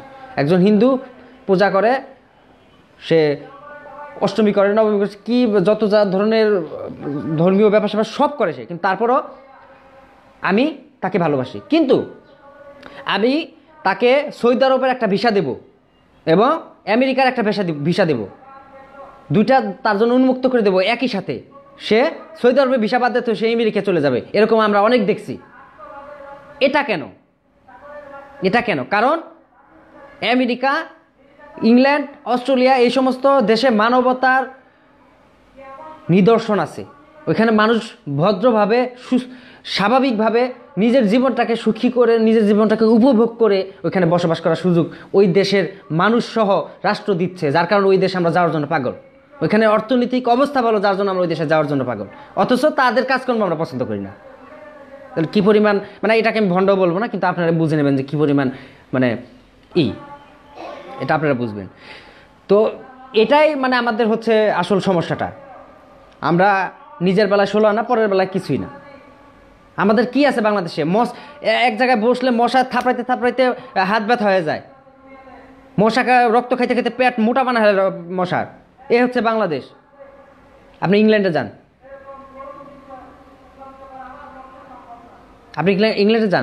আপনি এখানে বসলে একজন বন্ধুর সাথে আড্ডা দিচ্ছেন, একটা কফি বারে আপনি আড্ডা দিচ্ছেন, একটা কফির দোকানে যায়, সেখানে আপনি মশাই থাপড়াবেন বাংলাদেশে, নাকি ওই বন্ধুর সাথে কথাই বলবেন? আর ইংল্যান্ডে যান আপনি, সেখানে যায় আপনি বন্ধুর সাথে আড্ডা দেন, দেখেন আপনার কয়টা মশা কামড় দেয়। তা আমরা এত আল্লাহ ভক্ত, আমরা এত ঐতিহাসিক ব্যাপার স্যাপার নিয়ে এত উল্লাসিত, এত কিছু করতেছি, দেশে নাকি গজব পড়ে যাবে, গজব পড়তেছে না। তাহলে কই সাধারণ মশার কামড়ই তো বাঙালিদের পোদের কাপড় লুঙ্গি ধুয়ে দৌড় পাড়তে হচ্ছে, একটা দোকানে বন্ধুর সাথে আলোচনা করা যাচ্ছে না ভালোভাবে। মশার কামড়ে আমরা মানে উল্টা হয়ে দৌড়াচ্ছে, এ ভাই মশারে আজকে জায়গায় কালকে আসিল, মানে অস্থির হয়ে যাচ্ছে, কথা কওয়ার সুযোগ পাচ্ছি না। মশায় আপনাদেরকে চই দেয়া টেবিল থেকে উঠাই দিচ্ছে। কিসের উন্নতি করতেছেন আপনারা? কারণ আপনারা যা করতেছেন তা অলৌকিকতার কারণে, লোভের কারণে, ভয়ের কারণে, আর কি রূপকথায় বিশ্বাস করে। তো ওই দেশে যান, ওই দেশে মানুষ রূপকথা বিশ্বাস করে না, খুব কম সংখ্যক মানুষ রূপকথা বিশ্বাস করে, তারা বাস্তববাদী। তাদের দেশে যায় দেখেন মশা নাই। একটা সাধারণ উদাহরণ দিলাম, এরকম অনেক আছে। রাস্তাঘাটে হাঁটতেছেন, মুততেছেন, রাস্তায় দ্বারা প্রকাশ্যে মানুষের সামনে প্রস্তাব করতেছেন, অথচ যদি একজন ছেলে একজন মেয়েকে গালের মধ্যে চুমা দেয়, তাতেই আপনাদের ইমানদণ্ড হারিয়ে যায়, আপনাদের ইমান নষ্ট হয়ে যায়। অথচ রাস্তার মধ্যে হাঁটতেছেন, রাস্তার মধ্যে পায়খানা করতেছেন, এই সমস্ত নোংরা কাজ করতেছেন, মশা মাছি ওইখানে জন্ম হচ্ছে, মানুষের পায়ে গন্ধ, পাড়া লাগলে গন্ধ লাগে, মানুষ পাড়ায় ওইগুলা পাড়ায় আপনার পবিত্র জায়গায় যাচ্ছেন নামাজ পড়তে, আপনি মন্দিরে যাচ্ছেন ওইগুলা পাড়াইয়া, আপনার তখন অপবিত্রতা আসে না। অথচ ছেলে হয়ে ছেলেকে ভালোবাসবে, এটা প্রকাশে বলতে যাবে, তাতেই তার অজু ভেঙে গেছে, তার পূজার কাম সারা গেছে, তার দেবতা নারাজ হয়ে গেছে, তার দেবতা দেশে গজব ফলাবে, তার দেবতা দেশে অভিশাপ দেবে। তো মানে ওই হাগা হালাল, মানে হাগা হালাল, হাঁকতেছে, এটা একদম খুবই ভদ্র কাজ। দাঁড়ায় প্রস্তাব করতেছে, খুব মানে ঘ্রাণ আসতেছে, সেটা খুবই হালাল। কিন্তু দুইজন মানুষ ভালোবেসে রাস্তায় একটা জায়গায় চুমা দিবে, দুজন মানুষের মন, এই মনটা হচ্ছে মন্দির। যার মনে শান্তি নাই তার এই দুনিয়ার কোথাও শান্তি নাই, যার মনে শান্তি আছে তার ভাঙা ঘরেও শান্তি আছে। তো এই মনের শান্তি দুজনকে ভালোবাসে, আত্মার টানে প্রকাশ্যে একটা গালে চুমা দিবে, সেখানে কি হবে? বেপরদা, এইটা সেইটা এটা বইলা শেষ। মানে এই হচ্ছে আমাদের মানে ব্যাপার স্যাপার। তো যাই হোক, আমি বোধহয় মানে ওই ভাইয়ের কথা শুনে আমি একটু বেশি হয়ে গেছি। হ্যাঁ, এখানে অনেকেই কমেন্ট করছে, মাদ্রাসা কি হয় সেটা বলো, তারপরে মদ না খেলে বাঙালি সোজা হবে না। না, আমি কাউকে, শফিকুল ভাই, আমি কাউকে করব না, আমি কাউকে বলে দেব না আপনি এটা করেন ওটা করেন, কিন্তু যে স্বাস্থ্যের জন্য যেটা খারাপ সে অবশ্যই নিজে বুঝবে যে এটা আমার স্বাস্থ্যের জন্য খারাপ কি ভালো, সেই অনুযায়ী সে সেটা করবে। আমি কাউকে করবো না। যাই হোক, বাঙালি মতিরা মানে একটা মস্কারি, ঠিকই বলছেন কথাটা এক হিসেবে। তো যাই হোক, সম্ভব ভালোবাসা বলছেন, মাদ্রাসায় কি হয় সেটা বলো। তো মাদ্রাসার ব্যাপারটা যেটা হয় যে আমি কোনো ধর্মকে ছোট করতেছি না, অপমান করতেছি না, আমি সব ধর্মের মানুষকে সমানভাবে ভালোবাসি, সব ধর্মের মানুষকে আমি ভালোবাসি।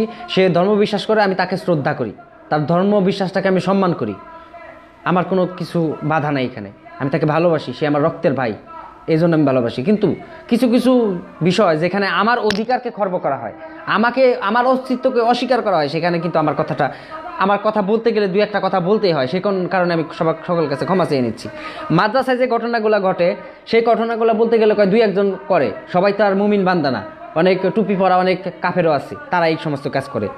তো আমার কথা হচ্ছে, মাদ্রাসায় যে কাজগুলো করে সেগুলো হচ্ছে, যেমন শিক্ষক হয়ে, যে মাদ্রাসার শিক্ষক, সে যায় ছোট বাচ্চাদেরকে বলাৎকার করতেছে, শুধু যে ছোট পুরুষ হয়ে একজন ছোট মেয়েকে করতেছে, শুধু তাই না, এখানে ছোট ছোট ছেলে বাচ্চাদেরকেও সমানভাবে তাদেরকে ব্যবহার করতেছে, তাদেরকে রাত্রে আল্লাহর ভয় দেখাইয়া তাদেরকে বলতেছে যে এটা না করলে হারাম হবে, এটা না করলে সেটা হবে, এটা এরকম বইলা তাদেরকে করতেছে। তো সেই সমস্ত বিষয় নিয়ে তো কখনো দেখলাম না রাস্তায় দাঁড়াইতে যে মাদ্রাসায় শিশুকামিতার বিরুদ্ধে মৃত্যুদণ্ড চাই, রাস্তায় শিশুকামিতা করতেছে, মাদ্রাসা বন্ধ, এগুলো তো কখনো বলতে দেখি না ভাই, বা তাদের বিরুদ্ধে তো ব্যবস্থাও নিতে দেখি না, পুলিশে গ্রেপ্তার করে তারপরে শেষ করবো, আপনাদের তো বের হয়ে আসতে দেখি না। অথচ সমকামিতায় ওইখানে কিন্তু ওই বাচ্চাটার সিদ্ধান্ত দেওয়ার ক্ষমতা নাই, শুধু ভয় লোভ দেখিয়ে তাকে ব্যবহার করা হচ্ছে, শিশুটার বিরুদ্ধে তাকে শিশুটার সাথে জঘন্য কাজ করা হচ্ছে। এটা আমি তো বলবো এটা সবচেয়ে নিকৃষ্ট কাজ, সেই কাজগুলো করা হচ্ছে। সেই কাজগুলো করার পরেও তারা সমালোচনার হচ্ছে না, পাত্র হচ্ছে না। অথচ একজন সমকামী মানুষ আরেকজন সমকামীর সাথে মনের ইচ্ছায় কারো ক্ষতি না করে তারা কাজটা করতেছে, সেইখানে আপনাদের গর্জন, তাদেরকে জবাই করো, তাদেরকে হত্যা করো, তাদেরকে মাটির তলে পুঁতে ফেলো, এই ধরনের কথা বলে। এবং কি আমাদের যে রাষ্ট্র, সেখানেও কিন্তু আমাদের রাষ্ট্রীয় কোনো সচেতনতা দেখতেছি না, ছোট ছোট বাচ্চাদেরকে যে এরকমভাবে নির্যাতন করতেছে, এই হচ্ছে ভণ্ডামি। তো কাজেই আমি এত এগুলা তো সবাই শুনে, তারপর একটু বললাম, তো এইগুলা তো জানা কথা, সবাই জানেন যে এরা এরকম করেই থাকে। তো আমার লাইভে 1 ঘন্টা 30 মিনিট হয়ে গেছে, তো আমি এটা রাখবো, আমি আবার পরে লাইভে আসবো। তো সবাইকে আমি আমন্ত্রণ জানাচ্ছি, সবাইকে অনুরোধ করতেছি যে আমার একটা খুবই কাছের একজন ভাই, তার সাথে আমার অল্প কিছুদিন ধরে পরিচয় হয়েছে। সে একজন রূপান্তরকামী ছেলে, কিন্তু সে মনোগতভাবে একজন নারী উপস্থিতি বুঝে, সে তার ভিতরে একজন নারী আছে এবং সে একটা ছেলের প্রতি আকর্ষণ বোধ করে, এবং সে একটা ছেলেকে এখনও ভালোবাসে। সে ছেলেটার সাথে তারও সম্পর্ক আছে, এবং তার জীবনের যে দুঃখময় ঘটনাগুলো, সেগুলো শুধু আমি শুনছি, আপনারা শুনতে পারেন নাই। আমি তার মুখ থেকে আপনাদেরকে শোনাবো, যার জন্য তাকে আমি প্রস্তুত করতেছি। সে অনেক ব্যস্ত থাকে, তো সে আমাকে একটা সময় দিবে, তখন আপনাদেরকে জানাবো। দয়া করে আপনারা সকলেই সেই ভিডিওটাতে একবারে যুক্ত হয়ে ভিডিওটাকে শুনবেন, তার কষ্টগুলো বোঝার চেষ্টা করবেন। সকলকেই আমি ধন্যবাদ জানিয়ে আজকের লাইভ আমি এখানে শেষ করতেছি। সবাইকে অনেক ধন্যবাদ। সেই সাথে যারা আমাকে মন্তব্য করে আমাকে সহযোগিতা করছেন, তাদেরকেও আমি ধন্যবাদ জানাই। এবং পাশাপাশি এই কালো ছায়া যে ভাইটা, তাকেও আমি অনেক ধন্যবাদ জানাই, সে আমার সাথে কথা বলছে। এবং শাওন, সে ভাইটা আমার সাথে কথা বলছে, তাকেও আমি অনেক ধন্যবাদ জানাই। সকলকে ধন্যবাদ জানাই। এবং আমার পরবর্তীতে তো সকলকে আমি সম্ভব ভালোবাসা বলছে, শোনার জন্য অধীর আগ্রহী আছে। হ্যাঁ ভাই, ধন্যবাদ, আপনাকে অসংখ্য ধন্যবাদ, এবং সকলের উপস্থিতি চাচ্ছি। আজকের মতো বিদায়, সবাই ভালো থাকবেন।